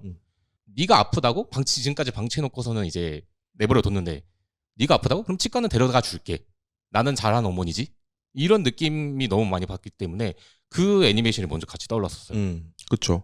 그게 은영이가 그런 말을 하잖아요. 나 때문에 내가 문제라서 그랬던 거 아니냐고. 막 그런 말을 하잖아요. 근데 그러니까 나 때문에 그런 거 아니었다고 말해. 너네가 니들이 그냥 문제인 거잖아. 나한테 그냥 화풀이 했던 거잖아. 라고 말해. 근데 이게 아이의 입에서 나오면 안 되는 말이에요. 그러니까 저 앞에서 지금 은영이가 그 착한 아이가 아니라 얘가 그 소위 금쪽이로 표현될 만한 어렸을 때부터 약간 착한 아이가 아니었던 게 완화의 진짜 대단한 점이라고 얘기를 했잖아요. 그게 보통 이런 아이는 그러니까 흔히 저희들 맞고 자랐듯이 훈육을 통해 교정할 수 있다는, 그리고 그게 뭔가 사랑이라는 믿음이 있었잖아요. 오죽하면 그 때린 걸 사랑의 매라고 부르고. 그래서 너는 맞을 짓을 했으니까 맞는 거야 라는 걸로. 옛날에 그랬잖아요. 몇 대 맞을래? 저 이거 너무 많이 당했어요. 지금 가서 물어보고 싶다. 몇 대 맞을래요? 그러니까 폭력은 폭력을 낳아요. 그건 방법이 아니에요. 그건 좋은 방법이 아니에요. 그냥 권력의 격차를 보여주는 수단인 거지. 근데 그게 너무 흔하게 쓰였던 거죠. 그리고 이제 공간에 대한 얘기를 좀 해보고 싶은데, 완한 작가님이 쓰고 있는 공간, 이 305호랑 아까 하나랑 그리고 집이 없어까지 처음에는 이 사회가 만든 어떤 일상성, 정상성이라고 부르는 이게 정상이야? 니들은 정상 아니야, 니들은 비정상이야 라고 밀어내잖아요. 그래서 얘들이 이 정상성의 경계에 있는 어딘가에서 숨어 있어요. 도피처 같은 역할을 해요, 처음에는. 근데 뭐랄까, 이 공간들이 가지고 있는 특성들을 보면 그냥 평범한 공간이에요. 앞에 두 작품은. 예를 들어서 305호. 그냥 아파트의 305호예요. 그리고 무라사키의 집. 도시 서버번에 있는, 도시 외곽에 있는 그냥 그 마당에 있는 집이에요. 그렇게 보이거든요. 근데 이 두 작품의 집이 가지고 있는 특징이 뭐냐? 그 305호에서는 언제 재건축 들어갈지 모르는 오래된 아파트. 주변 치안이 안 좋은 되게 우범 지역이라는 설정이 붙어 있어요. 스쳐가듯이 몇 번 나오고 말거든요. 그리고 무라사키의 집은 뭐냐면 누가 올라오는지 다 볼 수 있는 위치에 있어요. 항상 공격당할 수 있다는 그 자각이 있는 거지. 근데 이 집이업소에서는 처음부터 사람 살던 데가 아니야. 그쵸. 아예 그렇게 설정해버렸어요. 제가 아까 완환 작가가 화가 난 것 같다는 얘기가 뭐냐면 이렇게까지 말했는데 왜 못 알아먹어? 라는 생각이 드는 거예요. 집이라는 공간이 너무나 중요하다고 라는 얘기를 하고 싶은데 그 집에 누가 있는지가 정말 중요하다고 라는 얘기를 하고 싶은데 사람들이 앞에 두 번에서 못 알아들은 거야. 화가 나신 것 같다. 처음에 그 오컬트물인 것처럼 막 표현했을 때 맞아요. 너무 흉흉한 집이잖아요. 그냥 그 흉가 그 자체를 그죠. 이렇게 형상한 듯한. 그걸 학교 뒷마당에 왜 냅둬? 아니 이게 학교 기숙사가 이 꼬라지인 게 말이 되나? 그죠? 근데 그게 제가 되게 좋아하는 인용구인데 촘스키 아저씨가 그런 말을 했어요. 인지 바깥에 있는 건 미스터리고 인지 안에 들어오면 그때서야 문제가 된다. 인지 안에 집어넣기 위해서 이렇게 한 것 같다. 사람들의 인지 속에 봐봐, 공간이 있다면, 집이란 애들이 살 공간이 있다면 돼, 안 돼? 아 그렇게 말하기 위해서. 말해봐, 돼, 안 돼? 안 돼요. 그지, 안 되지. 자, 그러면 여기에 들어가서 애들이 살기 시작하면 어떻게 바뀌는지 보여줄 거야. 당신들이 느끼는 감정도 달라질 거야. 마지막에는 여기가 집이에요. 모두가 부정하지 않아요, 그거를. 그 변화를 보여주기 위해서 처음에 아예 폐허로 설정했다. 그죠? 네, 저 그건. 이 건축해서 바뀌어가는 과정을 보여주기 위해서. 네. 그러니까 이 제2기숙사의 모양부터 이게 변화해가는 과정 자체가 인간 변화에 대한 과정이기도 한 거예요. 폐허이자 흉가였던 아이들의 마음 속이었던 거야. 근데 거기에 사람이 들어오도록 허락하고 나서 바뀐 거죠. 그런 점에서 청소라는 의미가 굉장히 의미심장하네요. 그죠. 버릴 건 버려야 되고. 그러니까 그 내가 그 처음에 은영이랑 혜준이랑 싸우는 이유가 야씨 너 가자 부스러기 이 쓰레기 이거 좀 치우란 말이야 하면서 서로 청소 때문에 싸우잖아요. 그죠. 그래서 그 청소를 해야 하는 이유를 아니 이렇게 집에 돌아왔을 때 마음대로 들어눕고 이렇게 할 수 있으면 좋잖아. 그게 집이라는 거야라는 얘기를 하면서 그래서 은영이가 아 이러면서 조금씩 바뀌어 가잖아요. 그죠. 그게 점점 그 폐허였던 청소를 할 필요가 없던 공간이 내가 머물고 내가 살아가는 공간이기 때문에 청소를 해야 하는 주기적으로 깨끗이 해야 하는 장소로 바뀌어간다. 그렇죠. 그게 나를 살피는 일이기도 한 거죠. 그래서 아일랜드의 소설가 더머 볼거라는 사람이 있어요. 이 양반이 저니 홈이라는 그 자기 책에서 뭐라 그랬냐면 별로 유명한 소설가는 아니에요. 근데 집은 당신이 태어난 곳이 아니라 스스로를 창조하는 공간이다. 누구에게 설명할 필요 없이 마침내 당신 자신이 되는 곳이다라고 얘기를 했어요. 이게 너무 집이업소인 거야. 내가 태어난 거랑은 상관없이 내 스스로가 될 수 있는 곳, 그리고 그걸 내가 만들어낼 수 있는 곳. 백은영이 청소를 하기 시작하는 곳. 너무 딱인 거예요. 그래서 이 문구를 발견하고 제가 진짜 박수를 치면서 정말 다행이다. 녹음 전에 이런 문구를 발견해서 그게 집이라는 공간에 대해서 이렇게까지 디테일한 어떤 인간의 마음이라는 것의 메타포로 집을 사용하는 것이 정말 저는 정말 이분이 갖고 있는 집과 가정에 대한 어떤 그 고찰 이게 느껴지는 것 같아서 되게 좋았어요.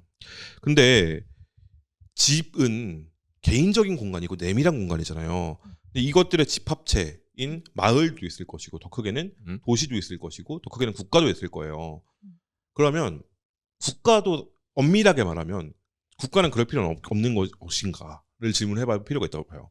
집들이 모여있는 곳이 곧 국가라면 국가도 사람들을 편안하게 느끼게 만들어야 되는 의무가 있는 거 아닌가? 어디 제가 맨날 하는 얘기 있잖아요. 어디 국가가 건방지게 아, 사람들을 긴장하게 만드느냐라는 얘기를 하는데 그렇게 해줄 수 있는 게 저는 법이라고 생각하거든요. 법은 최소한의 도덕률이잖아요. 우린 그렇게 배웠어. 근데 요즘에 사람들이 느끼는 건 법은 마지노선이 아니라 최초 저지선이에요. 사람들이 나쁜 짓을 할 때 최초로 법이 딱 걸러서 때려잡아야 된다라고 생각하는 것 같단 말이죠. 근데 법은 금지시키는 것만 법이 아니에요. 보호의 의무를 지는 것도 법이 있어요. 특히 약자를 보호하는 거.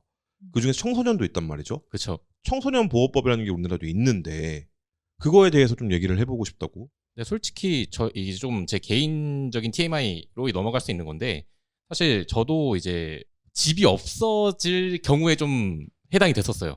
며칠 후면 이제 좀 길바닥에서 자야 되는 그런 경우가 있었는데 그나마 혜준이보다는 좀 더 돈이 풍족했었기 때문에 어떻게든 집을 구해서 좀 자취를 시작했습니다. 그때 혜준이는 37만 원이 있었고 그렇죠. 그 37만 원을 은혁이한테 털렸죠. 그리고 혜준이는 청소년이었잖아요. 그죠?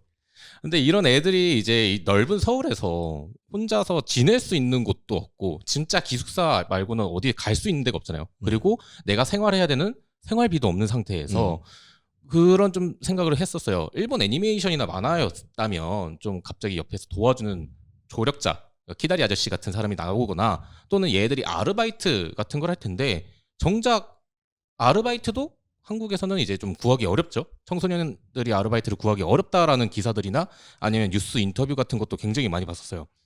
그런 모습들이 떠오르면서 그럼 애들을 지키는 보호법은 얼마나 있을까 싶어서 좀 찾아봤습니다. 근데 이 찾아보니까는 유해매체나 아니면 유해업소와 관련된 법, 그러니까 애들을 그쪽에 가지 않게 또는 보호해야 됩니다. 학교나 어른들이 보호해야 됩니다. 그것만 있고 정작 내일 살아가야 되는 애들한테는 니들이 살아가야 될 사회에서의 법은 존재하지 않아 라는 느낌을 너무 크게 주더라고요. 그게 저는 너무 불편했었어요.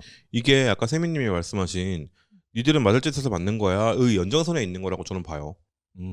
청소년이면 학교에 있어야지 마인 거야. 어디 학교 밖에서 그럼 청소년이 아니야? 어디 국가가 건방지게라고 말해야 되는데 한국 특이거든요. 제가 되게 특이한 사람이에요. 그러니까 국가한테 건방지다고 말하는 게 맞아? 라고 99%가 생각해. 국가에서 정한 틀이 있으면 그걸 지키는 게 올바른 것이지 라고 생각한단 말이에요. 학생은 학교에 간다 라고 국가가 정했으면 국가가 정했으니까 학교에 가는 거지. 학교 밖에 나오면 보호 못 받아도 싸지 라고 생각하는 게 우리나라의 어떤 디폴트 사고체계라고 저는 생각해요. 그게 되게 폭력적이라고 생각해요. 뭐 쥐들이 뭐 어떤 상황에 있을지 어떻게 알아. 그렇죠. 그러니까 그게 한국이 갑자기 잘 살게 되면서 이 평균선이 갑자기 확 올라가면서 이 평균 아래는 쳐다도 안 보는 것 같아요. 없는 존재처럼 만드는 것 같아. 그게 그래서 저는 이 백은영과 고혜준이라는 친구들이 가지고 있는 한계기도 한 것 같다는 생각이 들거든요. 학교로 다시 편입되어서야 보호를 받을 수 있었어요. 보호받기 위해서 학교를 편입했어요. 그게 어떤 한계점이지 않나? 물론 거꾸로 얘기하면 그렇게 해서라도 보호를 받아야 되는 이 상황이 맞니? 라고 질문을 한 걸 수도 있겠지만 그건 초반에 빠르게 지나가니까. 그래서 되게 아이러니하죠. 공교육 시스템이라는 어떻게 보면 되게 국가가 최소한의 책무만 하고 있는 건데 그 최소한의 책무조차도 이렇게나 잘 작동을 했다. 집이 없어라는 이 작품에서는 그렇죠. 이 작품에서 완전히 학교를 떠난 학교 밖 청소년의 삶을 보여주긴 하네요. 잠깐 보여주죠. 그 주변 인물들이 어떻게 그 막장으로 사는지를 보여주긴 하는데. 근데 그게 저는 되게 그러니까 그게 제도권에서의 시선이라는 그걸 벗어나지 못했다는 데서 점에서 비판 지점은 분명히 있다고 생각해요. 학교 밖으로 나가면 무조건 막장인가? 그렇죠. 근데 그건 백은영의 인간관계의 문제일 수도 있어요. 무적 카드. 거의 진짜 무적 깡패야 진짜. 그건 백은영이 아하 한숨 쉬었어. 나 안 해. 와장창. 때려서 졸아서. 오호 하면은 호 한숨 쉬었어. 아무튼 그래서 뭔가 이 작품에서는 그 학교 밖 청소년을 완전 조명해서 보여주진 않지만 어쨌거나 고혜준하고 백은영은 어떻게든 학교를 다니는 청소년이잖아요. 백은영이 학교를 성실히 다닌다는 게 사실 놀라운 지점이긴 한데요. 전 그걸 아직도 믿지 못해요. 그래서 되게 진짜 아이러니한 게 이 허점이 많은 공교육 제도가 어느 정도는 이 둘한테 울타리로 작용을 해요. 그러니까. 어릴 때부터 그런 얘기 많이 듣지 않았어요? 한국은 사람이 재산이다. 많이 들었죠. 사람이 자원인 나라다. 인재. 네. 그런 자원들을 이렇게 다뤄? 라는 생각을 진짜 많이 했단 말이에요. 저는 나보고 자원이라더니 내가 미네랄이냐? 그때 스타크래프트가 유행했으니까. 그러니까 뭐 나를 사람으로 생각한다기보다 그냥 도구로. 예. 그쵸, 그 자리 1 예. 세우는 와, 잘 타겠다. 와 쇼미더머니다. 너는 잘 타겠구나. 노예 1 이런 거죠. 그러니까 그런 느낌을 주면 안 되잖아요, 사실. 국가라는 게. 근데 이 국가라는 시스템이 가지고 있는 공교육이, 우리가 그렇게 비판했던 공교육이 작동하는 제대로 된 사례인 거야. 그래서 은영이는 사실 그러니까 집에 있기는 너무 도저히 있을 수가 없어서 밖으로 나갔는데 그 바깥 세상도 만만치 않잖아요. 그러니까 아예 그 학교나 집을 떠나서 그 바깥 세상에 던져진 청소년이 할 수 있는 게 사실 별로 없잖아요. 그렇죠. 돈을 벌 수 있는 것도 아니고 뭔가 사실 이제 어울리면은 그 여기 집이업소에서 나왔던 것처럼 이렇게 뭐 한탕 해볼래? 약간 이런 권유나 받고 약간 그래서 다시 집으로 돌아오면은 씨발 못 있겠다 이러고 다시 나가게 되는 이 그러니까. 악순환 속에서 학교 기숙사라는 어떻게 보면 굉장히 그 중간 지점의 안식처를 찾은 거죠. 그게 그러니까 방금 말했던 가정폭력이 주로 미성년을 대상으로 일어나는데 이 미성년을 대상으로 일어나는 가정폭력이 이 굴레를 끊을 수가 없는 시스템이다. 얘들을 격리시키고 분리시켜야 되는데 안 되는 거예요. 국가에서 그걸 들어가려고 하질 않는 거야. 왜냐하면 그건 울타리 너머의 일이니까. 담장 안쪽의 일이니까. 근데 그걸 깨야 되는데 이 사고체계가 깨지기가 정말 힘들구나라는 생각을 많이 했어요. 방금 말씀해주신 그것 때문에도 그렇고. 심지어 은영이는 어렸을 때 신고를 한 적이 있었잖아요. 네. 경찰 그쵸. 신고를 했었는데 오히려 그것 때문에 감히 네가 부모를 신고를 해? 해? 약간 이러면서 페르노도 이런 페르노가 없구만 하면서. 그게 당연히 이거는 이 작품에 대한 얘기니까 현실에 대한 얘기랑은 좀 다르죠. 작품에선 그래야 이야기가 된다. 그리고 백은영이잖아. 너무 치트키 아니에요? 라는 치트키도 있고요. 근데 이 제도의 허점을 지적하고는 있어요. 그러니까 현실에서의 기숙사라면 이 친구들은 신기숙사가 있고 구기숙사가 있는 거잖아요. 1기숙사 심지어 그게 나중에 지어졌어. 저런 꼬라지 기숙사를 학교에서 굴 리가 없죠. 그리고 거기 학생을 살게 한다? 거기서 사고 나면 누가 책임져? 그럼 궁금한 이야기 Y에 나와요. 이런 기숙사에 학생을 살게 하는 학교가 있다? 이러면서 나오는. 그러니까. 근데 이게 보통의 학교는 기숙사 공간보다 학생 수가 많기 때문에 기숙사에 가점제를 부여하거나 아니면 성적 순위를 끊거나 집 거리 순위로 끊거나 뭐 이런 식으로 많이 해요. 그리고 기숙사 비용을 내죠. 네, 그렇죠. 되게 비싸. 기숙사 비용 생각하잖아요. 그러면 딱히 자취보다 싸지도 않아. 보통 그렇단 말이에요. 그게 이 시스템이 가지고 있는 어떤 그 집이업소 내 시스템이 가지고 있는 일종의 판타지성을 벽을 딱 짚어주긴 해요. 여기가 판타지의 경계예요. 이 구기숙사는 판타지의 경계에 있는 곳이야. 약간 그 구기숙사의 생김새나 공간 구성도 약간 그 현실과 동떨어져 있는 걸 네. 보여주기 위한 것 같기도 해요. 그 들어갈 때 약간 오솔길 같은 데를 통해서 가잖아요. 아 숲길. 네. 그렇죠. 거기가 말하자면 왜 그 해리포터에서 다이애건 앨리로 연결되는 통로나 약간 그런 느낌인 거지. 여기부터는 마법의 공간입니다라는 느낌으로 들어가는 것 같다는 생각이 들었어요. 그러니까 1기숙사에 들어가려고 했던 마리는 오히려 그 잘못을 저지를 수밖에 없었던 거고 부정을 저지를 수밖에 없었던 거고. 근데 2기숙사로 들어올 수 있었냐? 그것도 좀 애매하죠. 현실적으로는 남자애 둘 있는데 여자애가 한 명 들어간다? 안 되죠. 그럼 이제 그것도 궁금한 이야기 와이에 나오게 되는 거죠. 그러니까 이게 또 어떤 한계가 있냐? 백은영과 고혜준이라는 친구가 신체적으로는 완성되어 있는 남자 청소년이라는 데 있어요. 그 한계도 분명히 있어요. 있죠. 네. 그러니까 이 작품은 백은영과 고혜준의 관계성 그리고 박주환과 김마리와 이런 애들의 관계성을 막 보여주긴 하지만 이 친구들이 남성이라는 데서 벗어날 수는 없다. 네. 만약에 백은영이 TS된 버전. 그러니까 만약에 그 집을 가정폭력으로 인해서 집을 나온 여자 청소년이었다? 이러면은 이제 그 가출한 여자 청소년이 갈 수 있는 그죠? 루트는 네. 많지 않죠. 네. 그러니까 이게 이 작품이 가지는 분명한 한계이긴 하지만 그럼에도 불구하고 이 작품은 이 고민을 가장 많이 한 작품에 속한다라고는 볼 수 있을 것 같아요. 그리고 이 작품에서 또 완한 작가님의 이 서사에 대해서 좀 얘기를 해보고 싶은데 시트콤적 서사라고 저는 이름을 붙였어요. 그러니까 시트콤의 특징이라고 하면 뭘 것 같아요? 가족들과 함께 왁자지껄 웃으면서 또는 좀 그 별거 아닌데도 이제 서로 공감되는 이야기를 꺼내는 게 저는 시트콤이라고 생각하거든요. 서사적 측면에서는 이거 되게 두루뭉술하지만 틀린 표현은 아니고 좀 더 정확하게 말하면 공간이 한정되어 있어요. 예를 들어서 프렌즈에서 피비의 집이나 챈들러의 집, 그리고 제가 되게 좋아하는 내가 그녀를 만났을 때라는 하와이 웬 유어 마더에서는 그 테드가 살고 있는 집, 아니면 빅뱅 이론에서는 쉘던이랑 레너드가 살고 있는 집, 그리고 몇 가지 공간, 한 두세 개의 공간을 왔다 갔다 하면서 여기서 이야기가 펼쳐진다는 그 공통점이 있거든요. 집 안에서. 네, 집과 다른 곳, 뭐 한두 개 정도의 공간, 학교나 차 안이나 뭐 이런 곳. 근데 이 완한 작가의 작품이 거의 대부분 그래요. 하나를 제외하고는 305호와 학교, 그리고 이 집이 없어에서는 구기숙사와 학교, 때로 가끔씩 외부의 공간들, 네, 이런 식이거든요.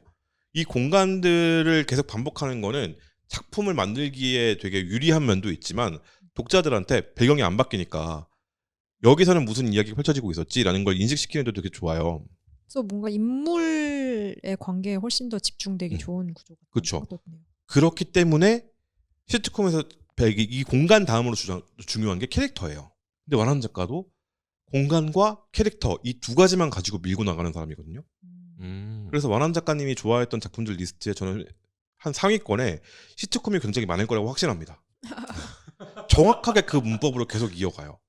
그 최근에 그 매거진 조이였나? 네. 그때 거기 집이업서가 1호였잖아요. 네. 그래서 집이업서에 막 모든 것을 담는 어쩌고 막 이런 잡지 컨셉으로 나왔던데 거기에는 관련 내용 없었나요? 저 아직 못 읽어봤어요. 뭐야? 내가 시간이 없다니까. 거기 막 리뷰랑 이런 것도 실려 있다고 들었거든요. 작가님 인터뷰랑. 거기에 근데 그 새로운 글들이 아니고 옛날 글들이에요. 대부분이. 작가님 인터뷰는 있는데 그 정도의 인터뷰를 해주시고. 저 약간 미리 보기를 살짝 읽었었는데 네. 좋아하는 작품으로 영화 얘기를 엄청 하셨던 게 기억이 나네요. 아티스트시니까. 하지만 마음속에는 전 시트콤이 있을 거라고 확신합니다.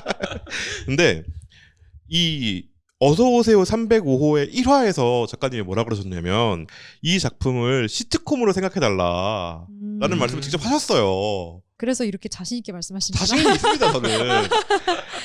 그래서 이 공간들 안에서 펼쳐지는 그 현실의 시트콤은 제작 비용을 줄이기 위해서 공간을 한정짓는 거거든요. 왜냐면 회차가 되게 많으니까. 그렇죠. 근데 이 완한 작가의 이 시트콤적 서사에서는 이 공간들의 중요성을 나타내기 위해서 그렇게 설정한 것 같다. 점점 그렇게 되는 것 같다라는 생각이 좀 들었어요. 근데 그러다 보니까 이 공간은 배경은 우리가 아주 잘 이해하고 있어. 그리고 이 캐릭터들에 대해서도 점점 배워가고 있어. 그러니 이 캐릭터들의 변화상을 보기가 더 쉽다. 아이들이 무슨 상처가 있고 어떤 고통을 받았고 그게 어떻게 구원되어 가는가, 치료받아 가는가, 치유받는가에 대한 걸 보여주기가 되게 쉽고 그때마다 한 명 한 명씩 조명을 시켜줘요. 완한 작가의 이 스토리텔링 방법이거든요. 한 명을 찍어놓고 얘만 패. 아 맞아요. 딱 얘 에피소드 이렇게 쫘라락 보여주고 네. 자 다음 에피소드 쫘라락 다음에 쫙 거의 집중 치료실이야 거의. 네. 그래서 자기도 상처가 있어요. 아직 완전히 낫지 않았어. 근데 다른 아이들을 안아줄 줄 알게 됩니다. 그게 이 작품이 가지는 미덕인 것 같아요. 완벽하지 않지만 그럼에도 불구하고 너의 후시딘이 되어줄게. 그럴 줄 알게 된다. 그러니까 보통 우리가 구원 서사라고 하면 백마탄 왕자가 됐건 아이언맨이 됐건 누군가가 나타나서 나의 짐을 들어주고 자 빠져나가 라고 해서 빠져나가면 구원이 되는 그런 식으로 생각하기 쉽거든요. 근데 사람들이 맛있어하는 구원 서사는 그게 아닙니다. 특히 쌍방구원을 되게 그치. 좋아하죠. 근데 이 작품은 또 쌍방구원은 삼각구원이지. 그러니까 뭐라고 해야 될까 일방적으로 이렇게 끌어올려주는 방식의 구원이 아니라 눈보라가 막 치고 있는데 서로 그 약간 다 추워 다 오들오들 다 떨고 오들오들 있어. 떨면서 근데 약간 잠들면 안 돼. 그 펭귄들처럼 이렇게 둘러싸고 약간 서로의 온기를 나눠주는 그런 그리고 그런 서로 느낌. 잠들 것 같으면 뺨 때리고 막. 잠들면 안 돼. 릴레이 뺨 때리기. 네. 우리는 그리고 약간 서로 내가 잠들 것 같으면 나의 뺨을 때려줄 친구가 바로 옆에 있다는 것에서 뭔가 위안을 얻고. 위안가 위안가 그래. 내가 죽도록 놔두지 않는다. 약간 이런 위로를 얻는 네. 그런 관계. 그죠? 그런 느낌이에요. 그러니까 보고 있으면 짠해요. 그러니까 여기서 그 추위에서 구제해주는 사람은 없어. 그냥 같이 그리고 어떻게 할 추운데 방법도 없어. 근데 우리에겐 서로가 있어. 우리에겐 이 작은 온기를 나눠줄 서로가 있어. 아주 작은. 딱 그 느낌이죠. 어. 예. 그래서 좋은 어른들이 아예 없냐? 그러니까 이렇게 지나가다가 횃불 있어요 하는 사람이 아예 없냐? 있어요. 있어요. 있죠. 있긴 해요. 음. 근데 그 사람들이 집을 지어주고 거기에 해줄 수 있냐? 아니에요. 성냥을 주거나 일시적으로 아니면 신문지를 한 명이 주고 가. 그 다음에 다음 사람이 와서 라이터를 주고 가. 약간 이런 식의 도움이에요. 그러니까 가장 처음에 등장한 좋은 어른은 마리의 고모였는데 고모조차도 마리를 이 집에서 꺼내서 막 나랑 같이 그 미국 일기처럼 탕 하고 나랑 같이 내 집에서 살자 이런 걸 하진 않아요. 그렇죠. 그러려면 마리의 부모님이 다 죽어야 돼요. 그게 장례식이어야 해요. 그럼 고모가 그러겠죠. 이렇게 된 거 말이야? 라고 하겠죠. 근데 그러면 마리의 고모의 입장에선 자기 오빠가 죽은 거예요. 또 다른 비극이 필요합니다. 그리고 그 마리의 고모 같은 경우가 마리한테 되게 좋은 영향을 끼치긴 했어요. 근데 그게 지금 당장 마리의 삶을 나아지게 했느냐? 그건 또 아니야. 그쵸. 마리의 마음가짐을 조금 바꿔줄 수 있다 정도. 그리고 또 어떤 어른이 있습니까? 그리고는 이제 또 은영이 선생님 또 그런 인물이 아니었을까 저는 그 생각을 해요. 참스승이시죠. 머리는 좀 까졌지만. 혹시 선생님 실례가 안 된다면 조남이 김호모십니까? 라고 여쭤보고 싶게 만드는. 그런 얘기 좀 있더라고요. 네. 잘생겨진 호모다. 그죠. 아니면 정현일일 수도 있어요. 머리가 빠진 정연. 절여져서. 네. 그리고 또 다른 어른. 그리고 주한의 어머니도 그러니까 그러니까 처음에는 그 약간 주한이한테 조금 그러니까 본인이 가정에서 역할이 없고 위축되는 거를 약간 주한이한테 약간 집착이라고 해야 될까요? 그렇게 흘러갔던 사람이지만 사실 굉장히 좋은 어른과 부모다. 그러니까 주한이를 생각하는 것도 그렇고, 약간 혜준이를 신경 써주는 것도 굉장히 그렇죠. 이런 어른 또 없다 막. 근데 그것도 그러니까 우리 집에 들어 살아라라고 할 수 없는. 그러니까 언제든지 밥 먹으러 같이 데리고 와. 우리나라는 데리고 와. 우리나라는 스웨덴이 아니야. 화장실 안 챙겨도 된단다라고 말할 수 있는. 그러니까 그게 한국의 정인 것 같긴 해요. 어머님들이 보여주신 그게 있는 것 같아요. 그러니까 제가 어릴 때 아버지가 되게 바쁘셨어요. 그러면 동생이랑 같이 놀이터에서 놀다가 해가 지잖아요. 애들이 들어가요 막. 그러면 아직도 이름이 기억나. 안병철이라는 친구가 있었는데 그 친구가 막 집에 뛰어 들어가요. 그 다음에 막 뛰어 내려와. 그러면 야 엄마가 밥 먹으러 오래. 그러면 같이 들어가서 밥을 먹고 아버지가 오시면 그 집으로 전화가 와. 그러면 이제 아버지가 그 집으로 와가지고 이제 그 병철이랑 그 동생이 하나 있었는데 동생 먹을 거 뭐 이렇게 챙겨가지고 와서 주고 감사합니다 하고서 우리 데리고 가고 그랬단 말이에요. 그럼 걔네 부모님이 늦어. 그러면 걔랑 같이 우리 집에 들어가. 같이 라면 끓여 먹고 놀아. 그러고 있으면 아버지가 들어와. 그러면 아버지가 그래 병철이 왔냐 하면서 막 이렇게 하고서 옆 라인이었어요. 그럼 걔네 보내고. 약간 그런 식이었거든요. 그러니까 그게 약간 한국 부모님들의 마음인가 싶기도 해요. 애들이 있으면 그리고 내 자식이랑 친구가 있으면. 요즘도 이런지 잘 모르겠지만. 요즘도 그런 것 같긴 해요. 제가 일하는 곳에서 이제 부모님과 아이들이 함께 오는 경우가 종종 있는데 뭐 이제 같이 친구한테 우리랑 같이 저녁 먹을래? 하고 어머니한테 연락해가지고 네 누구 어머님 저 이제 이 친구 어머니인데 같이 제가 저녁 먹여도 될까요? 이렇게 물어보면서 하긴 하더라고요. 세상은 아직 따뜻하구나. 세상에 우리가 생각하는 것보다 온도가 높더라고요. 다행이다. 네. 그래서 그런 게 한국의 어떤 그 지금까지 대한민국이 망하지 않을 수 있었던 어떤 밑바탕 같은 게 아닐까라는 생각이 들기도 합니다. 그리고 혜준이 삼촌. 사실 저 코난병 걸려가지고 사실 저렇게 해놓고 혜준이 통장에서 싹 빼가는 거 아니야? 라는 약간 의심을 거두지 못해서 이 안에 범인은 하나야. 혜준이 삼촌 당신이지 했는데 아니었다. 진짜 이게 이제 너무 썩은 어른이 되어서 어쩌면 그 작품 볼 때 은영이의 말에 이제 동조됐을 있을 수도 있죠. 그리고 제가 볼 땐 그 완안의 함정에 걸려든 거예요. 근데 이게 그러니까 이 함정이 2번 나오잖아요. 네. 한 번은 혜준이 삼촌이고 한 번은 혜준이 아버지란 말이에요. 아, 근데 혜준이는 둘 다 좋은 사람일 거야라고 믿었고 은영이는 둘 다 저 새끼를 구라치고 있어라고 했잖아. 그러니까 그렇게 욕하던 은영이와 내가 같은 스탠스임을 발견할 때 약간 나 이대로 괜찮은 걸까? 나 누가 한숨 쉬면 그대로 폭발해버리는 금쪽이가 된 걸까? 라는 생각을 하게 된다고. 그러니까 저는 이게 그 도둑질 에피소드도 그렇고 아, 네. 듯이 그러니까 둘이 뭔가 같은 사건인데 혜준이는 그러니까 자기를 믿어주는 어머니가 있었잖아요. 그래서 사람을 믿는 약간 그 신뢰하는 법을 배웠고 그게 얼마나 중요한 건지도 알고. 은영이는 내가 솔직히 말하면은 나는 매를 맞는구나. 나는 거짓말을 해서 살아남아야겠다라는 거를 가정에서부터 배운 아이라서 이게 너무 당연해진 거고. 그러니까 그거를 근데 그게 사실은 맞을 수도 있고 아닐 수도 있다는 거를 가짜잖아요, 어차피. 그러니까 그쵸? 그 한 번은 그 삼촌과 아버지 에피소드에서 한 번은 맞고 한 번은 틀리다라는 걸 뭔가 보여준 게 아닐까? 그리고 거기서도 심지어 직계 효력은 틀렸어. 원한 작가님 도대체 어떤 삶을 살아오신 겁니까? 그래서 어쨌든 그런 것들을 계속 반복해서 보여주니까 어른들의 존재가 중요하긴 한데 이들에게 구원받을 수는 없다. 스스로가 스스로를 구원하는 거다. 라는 얘기를 하고 있는 것 같기도 해요. 그러니까 우리가 어른의 중요성에 대해서 지난 4년 전에 녹음할 때도 그렇고 지금도 그렇고 얘기를 하고 있는데 말을 하고 있는 저도 어른이잖아요.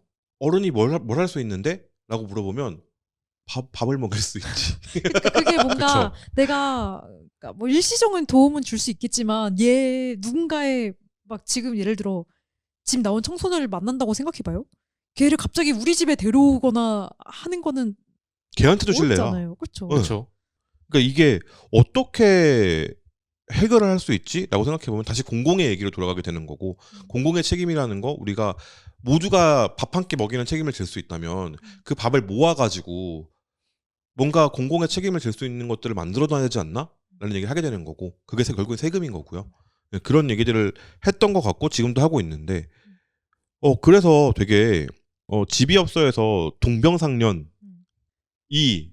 이렇게까지 안 통할 때는 나 처음 봤어. 근데 저는 오히려 약간 이런 관점을 보여주는 것도 좋았어요. 그러니까 되게 사실 좋았어요. 사람들이 뭔가 같은 아픔을 공유하고 있으면은 서로를 막 이해할 수 있을 거라고 생각을 하잖아요. 근데 그럼에도 안 오히려 되는 게 있어.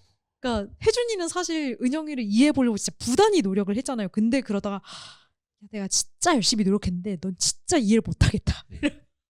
그래서 저 그 중간에 근데 은영이도 아예 성 긋고 싶진 않아서 야 우리 월요일 수요일 금요일에만 얘기하고 목요일은 얘기하지 말자.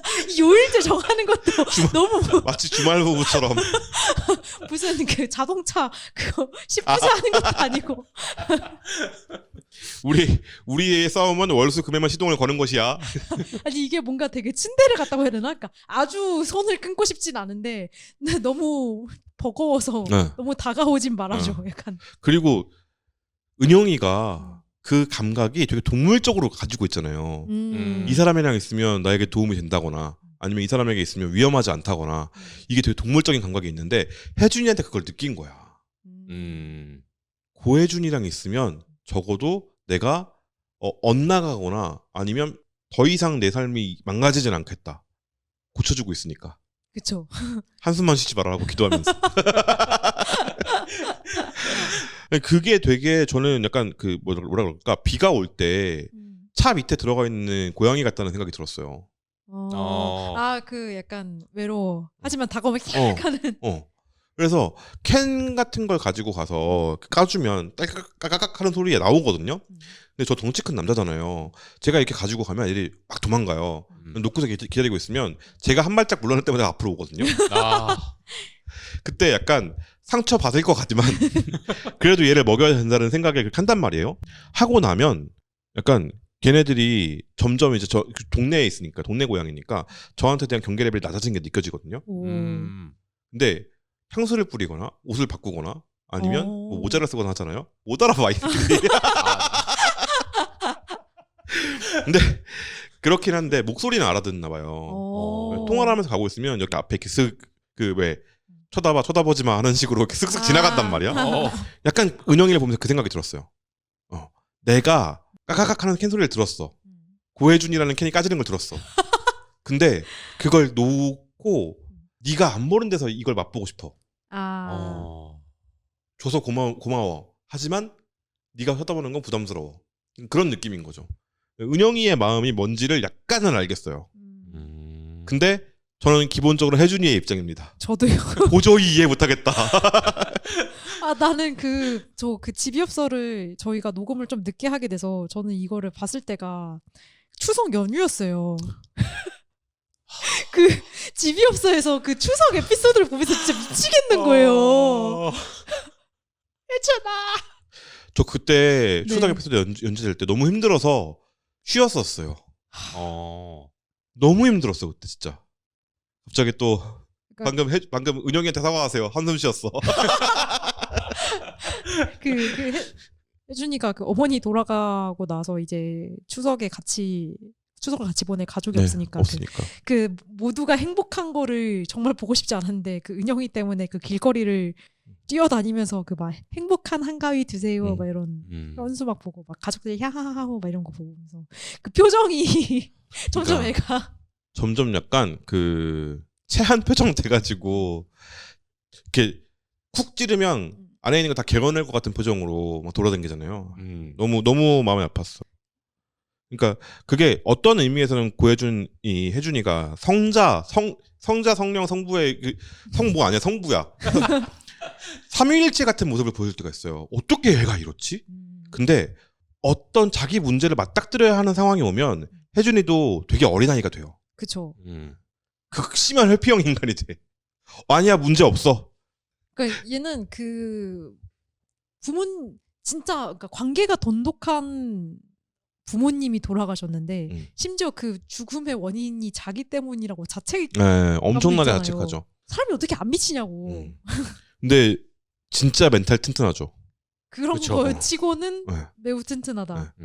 근데 그 자기의 회피 반응까지도 나중에는 자각하고 인정하게 되잖아요. 쉽지 않아. 혜준이 정말 쉽지 않은 인간이야. 그러니까 은영이를 버틴 겁니다. 근데 고혜준이라고 해서 혼자 그렇게 했냐? 아니에요. 심지어 백은영한테도 많은 도움을 받았어요. 네. 은영이가 알게 모르게 은근 도움을 많이 줬어요. 그렇죠. 그 추석 에피소드 결국 그 같이 밥해 먹자고 해가지고 뭐였지 나물? 네, 맞아요. 나물이랑 뭐 있었어. 그 혜준이가 나는 추석에 나물 먹고 싶어 해가지고 백은이 푹 나물 이래놓고는 츤데레처럼 또 사왔는데 파국돼서 밥도 안 먹고 씨. 그러니까 그거지. 나물을 사서 들어왔는데 나물 먹고 싶다. 이 씨발. 한숨 쉬었냐? 여러분 사실과 다릅니다. 근데 거의 이 급임. 네, 그죠. 거의 그 정도 레벨로. 디테일만 다를 뿐이지 사실 큰 구도에서는 그러니까 이게 우리나라의 어떤 키워드 중에 하나가 각자도생인 것 같아요 요즘에.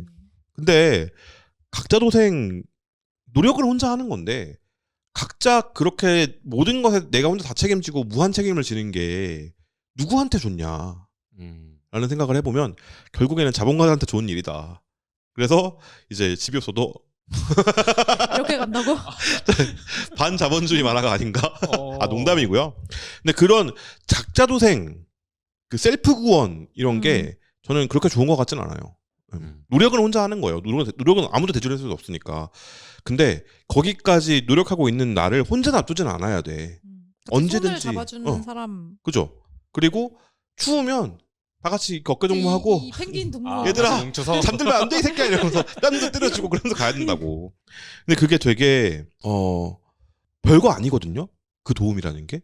잘 지내는지 가끔 연락해서 물어보고 안 지켜질지라도 언제 밥 한 번 먹자고 얘기하고 만나서 서로 이야기를 나누기도 하고 뭐 그런 되게 간단한 것들인데 그게 잘 안 되더라. 그리고 주한이의 얘기를 마지막으로 슬슬 마무리를 해볼까 하는데요. 사실 주한이는 제가 개인적으로 작품 보면서 가장 모든 인물들 중에 최애 캐릭터라고 저는 생각을 하고 있어요. 그러니까 주원이가 이제 친구의 문제를 최대한 적극적으로 행동을 해서 거기 껴가지고 본인이 해결은 못 해주지만 그래도 이제 거기 나서서 좀 짐을 덜어주려고 하는 모습들이 있더라고요. 얘들아 싸우지 이 마. 완충제 역할. 그 왜 그런 거 있잖아요. 그 왜 은영이- 많이 힘들어? 왜 은영이도 이제 혜준이한테 공부할 때 야 이거 못 푼다고? 약간 그거를 상처받지 말라. 먼저 거기서 그 방부제 역할 해준 것도 있었고. 너 그렇게 말하지 마 이 새끼야. 싸가지 없는 새끼라고. 그러니까 그 해실거리는 면이 되게 생각 없어 보일 수 있는데 얘네 둘이 너무 심각해서 이 해실거리는 게 약간 풀어주는 역할을 하는 면이 맞아요. 큰 거 같아요. 그 심각할 때 애가 헷 하면서 들어와. 아, 맞아요. 그러면 우리 사실 이렇게 심각한 할 일이 갑자기 이렇게 아닐지도. 멱살 잡고 있었는데 갑자기 헷 하고 들어올 때 약간 이 멱살 잡고 있는 내가 뻘쭘해지는 그 느낌. 그리고 주한이가 눈치도 잘 봐요.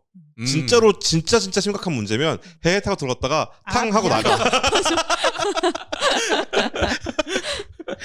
그래서 그 친구가 위험하다, 위기에 처했다라고 생각하면 헷 하고 들어오지만 이건 쟤들이 해결할 문제다. 그러면 그 역제타가면서 꾸 하면서 뒤로 가. 그게 되게 어떤 주한이라는 친구가 있었기 때문에 아까 말했듯이 이 세 명이 다 사이좋게 사지 멀쩡하게 졸업할 수 있었다. 그렇죠. 정말 다행이다라는 생각이 들고요.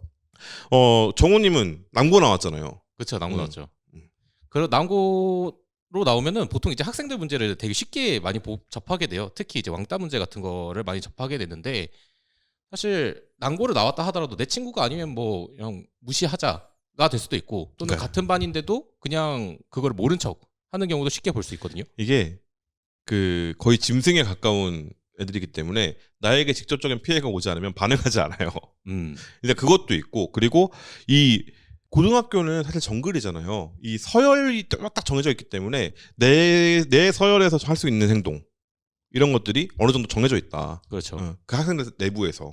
근데 만약에 주원이 같은 친구가 그런 자리에 껴 있었다면은 왕따 문제라든지 또는 뭐 학급 내에서 일어나는 문제들을 좀 완화시켜지지 않았을까 싶기도 하는 거예요. 근데 그런 모습들을 봤을 때 나는 거기에 껴서 그렇게 할 수 있는가를 생각하면은 저는 못할 것 같거든요. 넌 못해요. 저도 못할 것 같아요. 너는 못해요. 그쵸, 저는 못할 것 같아요. 그래서 그것 때문에 주원이가 이제 최애가 된 거예요. 너무 달라 보인다. 문제를 완전히 다 해결하지 못하지도 거기 적극적으로 껴서 최대한 조금 분위기를 좋게 만들고 최대한 뭐 문제 없이 다들 이제 학교를 다닐 수 있는 이유를 만들어준 친구가 아닐까 싶어요. 그런 친구들 있잖아요. 학교 진짜 가기 싫고 하기 싫은데 집에 와가지고 나를 부르는 새끼가 있어. 아침에. 그런 친구들이 옛날엔 저 있었거든요. 초등학교 집에 때. 와서?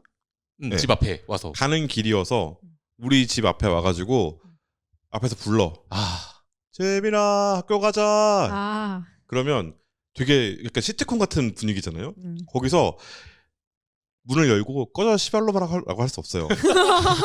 문을 열고 좀만 이따 나갈게. 금방 갈게 하고서 이제 그때 막 옷 입고 옷 갈아입고 갔다 올게 하고서 나가는 거야. 그런 친구들이 있는데 그런 류의 친구 제가 초등학교 3학년 때 수원으로 이사를 갔는데 그때 이제 제가 10월 달에 이사를 갔어요. 그러니까 다 친해진 상태잖아요. 근데 우리 집까지 오려면 학교 가는 길에 거꾸로 와야 돼. 우와. 저를 첫 2주 동안 매일 데리러 온 친구가 있어요. 와. 진짜 착한 친구다. 그 친구랑 지금도 연락하면서 지내거든요. 대박. 거의 25년 친구지. 네. 그 친구가 얼마 전에 DM이 왔는데 코스염 잘 어울린다라고 DM이 온 거야. 코스염 잘 어울린다. 근데 그런 친구들을 보면 약간 그 허허실실이 있어. 그런 친구들이 있으면 참 좋죠. 근데 누구나 그런 기질을 타고나는 게 아니어서. 그리고 주한이는 그런 기질을 타고났는데 잃을 것도 많지 않은 친구였어. 그리고 알아. 눈치가 되게 빠르잖아요, 주한이가. 많이 빠르죠. 그래서 딱 보면 알아. 지금 내가 여기서 털어도 되는 상황인지 아닌지를. 그거랑 사실 주한이는 그러니까 가정 환경도 이 혜준이나 은영이하고 되게 다르잖아요. 그래서 처음에 은영이 봤을 때 나 저러네 가까이서 처음 봐. 막 이런 얘기하고. 아. 그러니까 내가 거기에 꽂혔나 봐. 그래서 대가리 꽃밭이라고. 그래서 혜준이도 약간 이런 얘기를 하면서 이 새끼 뭐야 약간 얘도 나랑 다른 부류구나 하는 거리감을 느낀단 그죠. 말이에요. 아니 얘는 이런 애를 처음 본다고? 막 이런. 근데 주한이는 얘네를 얘네랑 가까이 올리면 안 되겠는 걸. 그래서 멀어지는 게 아니라 친구가 되잖아요. 심지어 이 둘은 주한이한테 별로 관심 없었는데 주한이가 적극적으로 그쵸. 붙어서 친구가 된 관계였잖아요. 거의 패왕색 백이야. 모두를 동료로 만드는 힘을 가지고 있어. 그러니까 진짜 보면서 주한이 같은 친구가 있으면 저는 되게 귀찮아할 거예요. 되게 귀찮아할 거야. 계속 인겨서요? 좀 뭐 가만히 냅두질 않아 사람을. 하지만 없으면 허전하죠. 이제 이런 거지. 네. 그럴 것 같아서 되게 약간 그 주한이라는 친구가 있어서 가능했던 것들이 있고 주한이가 없었을 때 벌어질 파국을 상상해 보면 이런 사람들이 세상을 구원하는 사람이구나. 사실은 평범한 사람이잖아요. 그렇죠. 네. 그 당신이 대한민국의 외교관입니다처럼 당신이 지금 이 두 사람의 인생을 구원했습니다. 그러니까요. 이 쌍방 구원이 아니라 삼방 구원이었던 거임. 이 주한이가 이 둘을 구원해주고 주한이는 자기가 구원했다는 사실도 몰라. 했다면서 그게 핵심이지. 몰라야 돼요. 그러니까 주한이 같은 사람들이 사실은 세상을 살만한 곳으로 만드는 그런 류의 어떤 사람들이겠구나라는 생각이 되게 많이 들었습니다. 그래서 우리가 집이 없어 얘기를 하면서 집에 대한 얘기를 되게 많이 했는데 집은 다른 곳이랑 다르잖아요. 떠나온 곳이에요. 돌아갈 곳이에요. 그쵸. 그러니까 우리도 이거 끝나면 집으로 가겠죠. 그러니까요. 그렇죠. 집이 아무리 싫어도 아니면 집이 아무리 멀어도 집은 떠나온 곳에서 영원히 머무르는 게 아니라 이방인이었던 내가 다시 내 공간으로 돌아가는 그 공간이란 말이죠. 그래서 그곳이 왜 집이냐면 나를 둘러싸고 있는 거의 모든 것들이 탄생하는 곳이에요. 나를 둘러싼 행복도 불행도 문제도 그리고 나의 어떤 중요한 순간들도 다 집에서 탄생하고 그리고 집에 쌓여요. 그렇기 때문에 뭐랄까 우리가 겪고 있는 많은 문제들 이 집에 쌓여 있는데 그걸 어떻게 하면 제대로 마주보고 해결할 수 있을까를 생각해 보면 내가 먼저 나에 대해서 자각을 해야겠구나라는 생각이 되게 많이 들었거든요. 집이 없어를 보면서 이 친구들이 트라우마가 치유되거나 치유되진 않았어 사실. 근데 일단 은영이는 자기 문제가 뭔지도 자기도 몰랐었어요. 네. 처음에는. 그렇죠. 내가 왜 이러는지도 모르겠는데 저게 싫은 건 알아. 그런 상태였잖아요. 그걸 마주보게 되는 공간 역시 집이기도 한 거죠. 네. 내가 가지고 있는 문제들이 쌓여있기 때문에 내가 거기서 눈을 피하지 않고 똑바로 마주봤을 때 내 문제를 내가 인식할 수 있는 공간이기도 한 거예요. 그러니까 사실은 나라는 사람이 완성될 수 있는 공간 또는 나라는 인간이 자칫 잘못하면 파괴될 수 있는 공간 거죠. 네.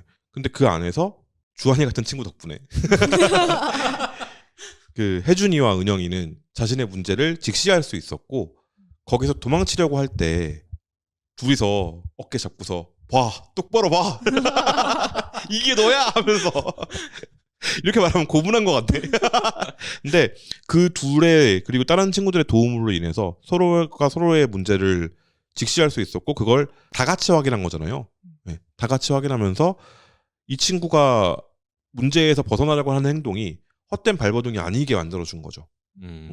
그런 사이를 가족이라고 부르는 거 아닌가라는 생각이 좀 들었습니다. 보면서. 근데 집이 영원하진 않아요. 저만 해도 지금 제 고향들은 다 재건축돼가지고 아파트 됐거든요. 뭔지 알 것 같아요. 나에게 제가 그래서 농담이 아니라 전 진심으로 하는 얘기인데 저의 고향은 와우에 있는 오그리마예요. 테일즈워에 있는 아노마라드고 거기서 태어나셨어요? 태어난 건 아닌데 제가 가장 많은 시간을 보냈고 거기는 지금도 변하지 않고 있어요. 그대로 있어요. 지금 접속하면 그대로야. 근데 제가 놀았던 놀이터, 제가 친구들하고 같이 싸우기도 하고 통학하면서 막 방학 때가 신나갖고 뛰어가다가 엎어져 막 울기도 하고 그랬던 공간들 지금은 다 그냥 다른 아파트가 됐어요.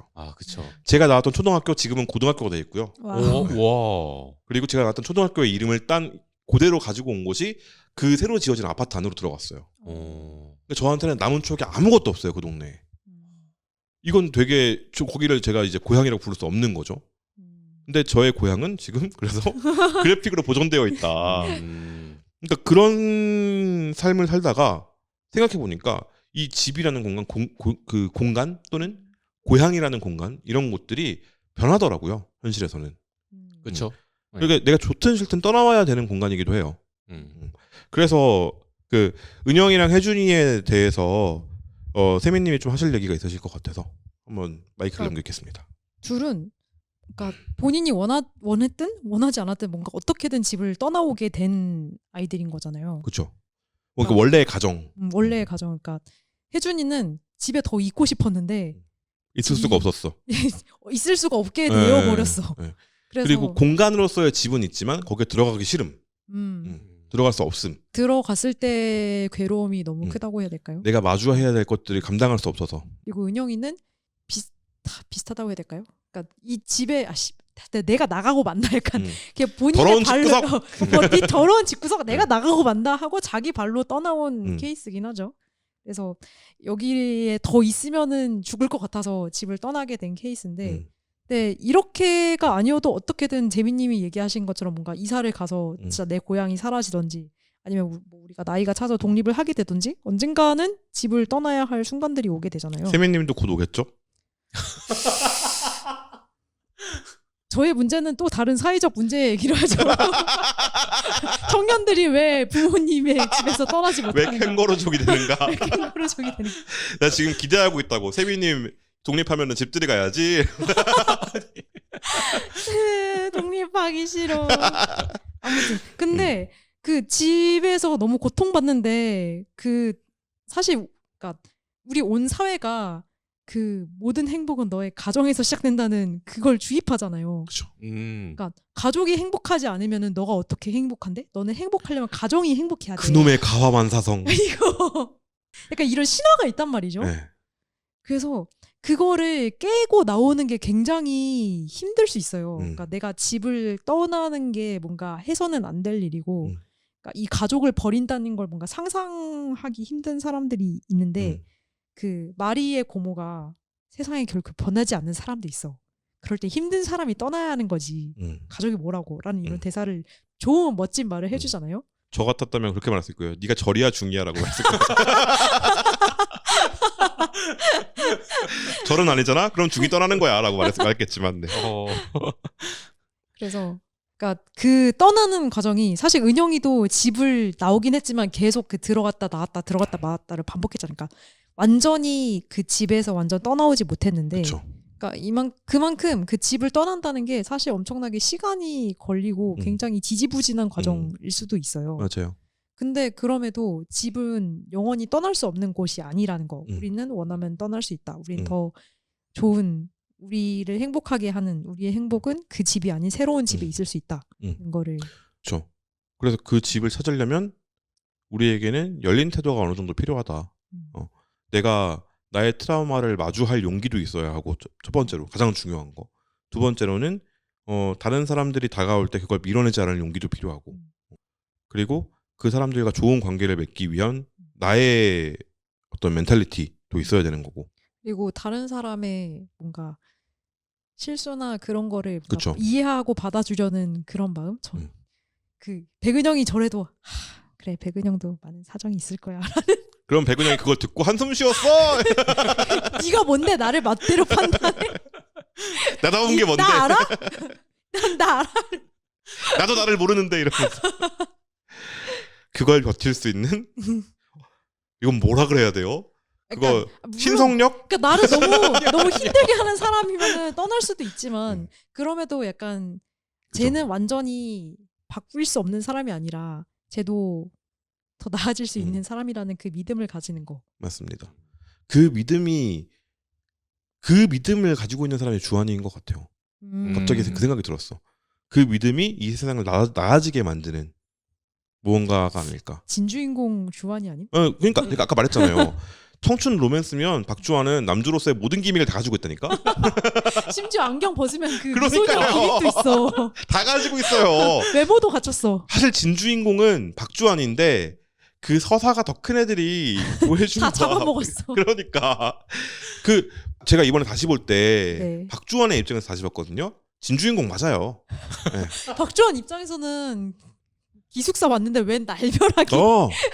그게 잘 봐요. 처음에 그 청춘룸에서 시작할 때 처음에 기숙사에서의 생활을 하면서 들어왔는데 쾅쾅 하잖아요. 그게 남주한테 생기는 첫 번째 시련인 거예요. 다 가지고 있어 진짜로. 여러분도 그렇게 한번 보시기를 추천을 드립니다. 그럼 박주원이 얼마나 좋은 녀석인지 다시 한번 느끼실 수 있습니다. 그래서 여기까지가 저희 집이 없어 다시 한번 리뷰해본 시간이었고요. 정호님은 오늘 녹음 어떠셨나요? 집이 없어 어떤 작품이셨나요? 저한테 있어서 집이 없어는 사실 좀 많이 좀 휩쓸리기 싫어서 살짝 발을 좀 뺀 작품이었어요. 아 홍모병? 그러니까 이게 아니 그 홍모병은 아니고 주인공 감정적으로서 이게 너무 제가 계속 휩쓸리는 거예요. 특히 은영이의 모습에서 이해가 안 간다는 사람들이 똑같잖아요. 저도 왜 자꾸 저기서 저러는 거야? 너무 화가 났다. 나고. 감정 조절이 안 되긴 해 이 작품. 또 거기서 사람을 들었다 놨다 하는 그쵸. 면이 크죠. 또 거기서 조금 가까이 들어가려고 하면은 또 애들끼리 이제 별거 아닌 걸로 싸우기 시작하는 그 모습들에 이제 휩쓸리는 게 너무 힘들어서 처음에 작품 볼 때 그래서 어려웠었어요. 근데 지금 와서 다시 제가 이 작품을 왜 재밌게 봤는가를 생각해 보니까는 주원이가 너무 컸다. 그렇기 때문에 이 작품에서 오히려 이제 주원의 입장에서 이 작품을 좀 같이 바라본 게 아니었을까 싶었던 게 좀 컸던 그런 작품이었습니다. 재민님은 어떠셨어요? 저는 너무너무 좋아하는 작품이기도 하고 볼 때 정호님이랑 비슷하게 감정적으로 너무 힘든 작품이었어요. 그러니까 한쪽에서는 나의 어린 시절이 생각나기도 하고 한쪽에서는 내가 보고 듣고 겪었던 것들이 다 이렇게 파도처럼 몰려오기도 하고 네. 그리고 이제 거기서 벗어나 있지만 아직은 내가 완전히 벗어나지 못한 트라우마 같은 것들도 있잖아요. 그쵸. 그런 것들을 마주하게 되는 장면들도 있고 되게 여러 가지로 그러니까 완한 작가님이 아마 저보다 좀 나이가 연배가 조금 더 있는 제 또래보다 조금 더 있을 텐데 어떻게 지금 현재 학생들 현재의 청소년들과 20년 전에 청소년이었던 사람들과 이 사람들을 모두 하나로 묶을 수 있는 작품 만들었지? 이게 너무 신기했어요. 그러니까 완한 작가님이 청소년 시기에는 저랑 비슷할 때니까 애들을 때려서 교정해야 된다는 생각을 했을 거라고. 그리고 누군가는 그게 맞다고 생각하고 지금 어른이 되어 있어요. 맞아요. 근데 어떻게 이런 생각을 할 수 있는 어른이 되었지?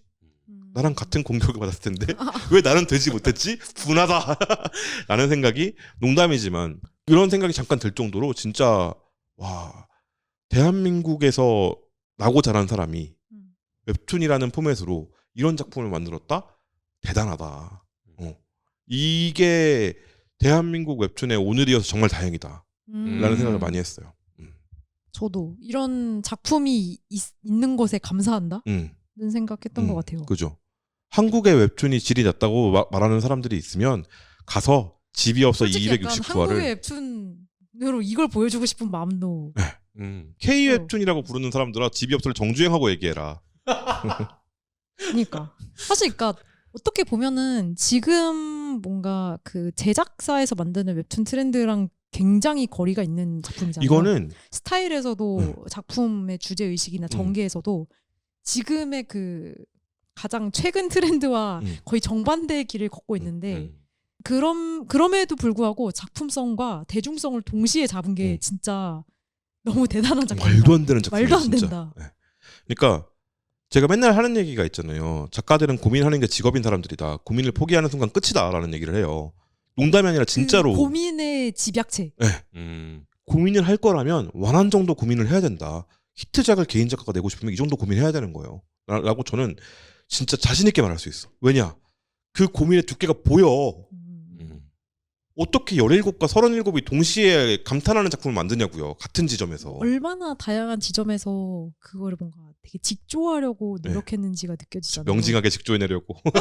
명징하게 직조하는. 그게 305호부터 하나를 거쳐서 집이 없어까지를 한 번에 정주행을 같이 해보시잖아요. 이 고민의 두께가 한 세월에 만들어진 게 아니라는 게 보입니다. 16년에 걸친 고민인 거예요. 한 주제를 계속해서 파고 있는 작가는 이렇게 위대해질 수 있다. 그러니까 처음부터 대성공을 거두겠다는 생각을 가지고 있는 혹시 지망생이 계시다면 일단 지금 작품부터 만드세요. 솔직히 약간 그 한강 작가가 노벨 문학상 받은 것처럼 월드 웹툰 상이 있으면은 받았잖아요. 기업서 받아요. 맞잖아요.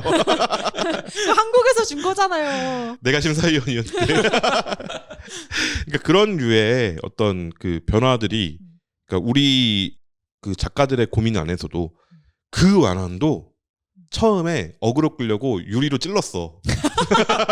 아 어그로 그러네. 끌려오냐고. 근데 그게 작품에서 캐릭터성을 부여하는데 녹아 들어가 있잖아요. 그게 대단한 지점이거든요. 찔렀네만 생각하지 말고 그 너머를 보자고. 백은영은 그럴 수 있지. 100번을 더 찔렀어 이 새끼는. 나쁜 새끼야 이것은.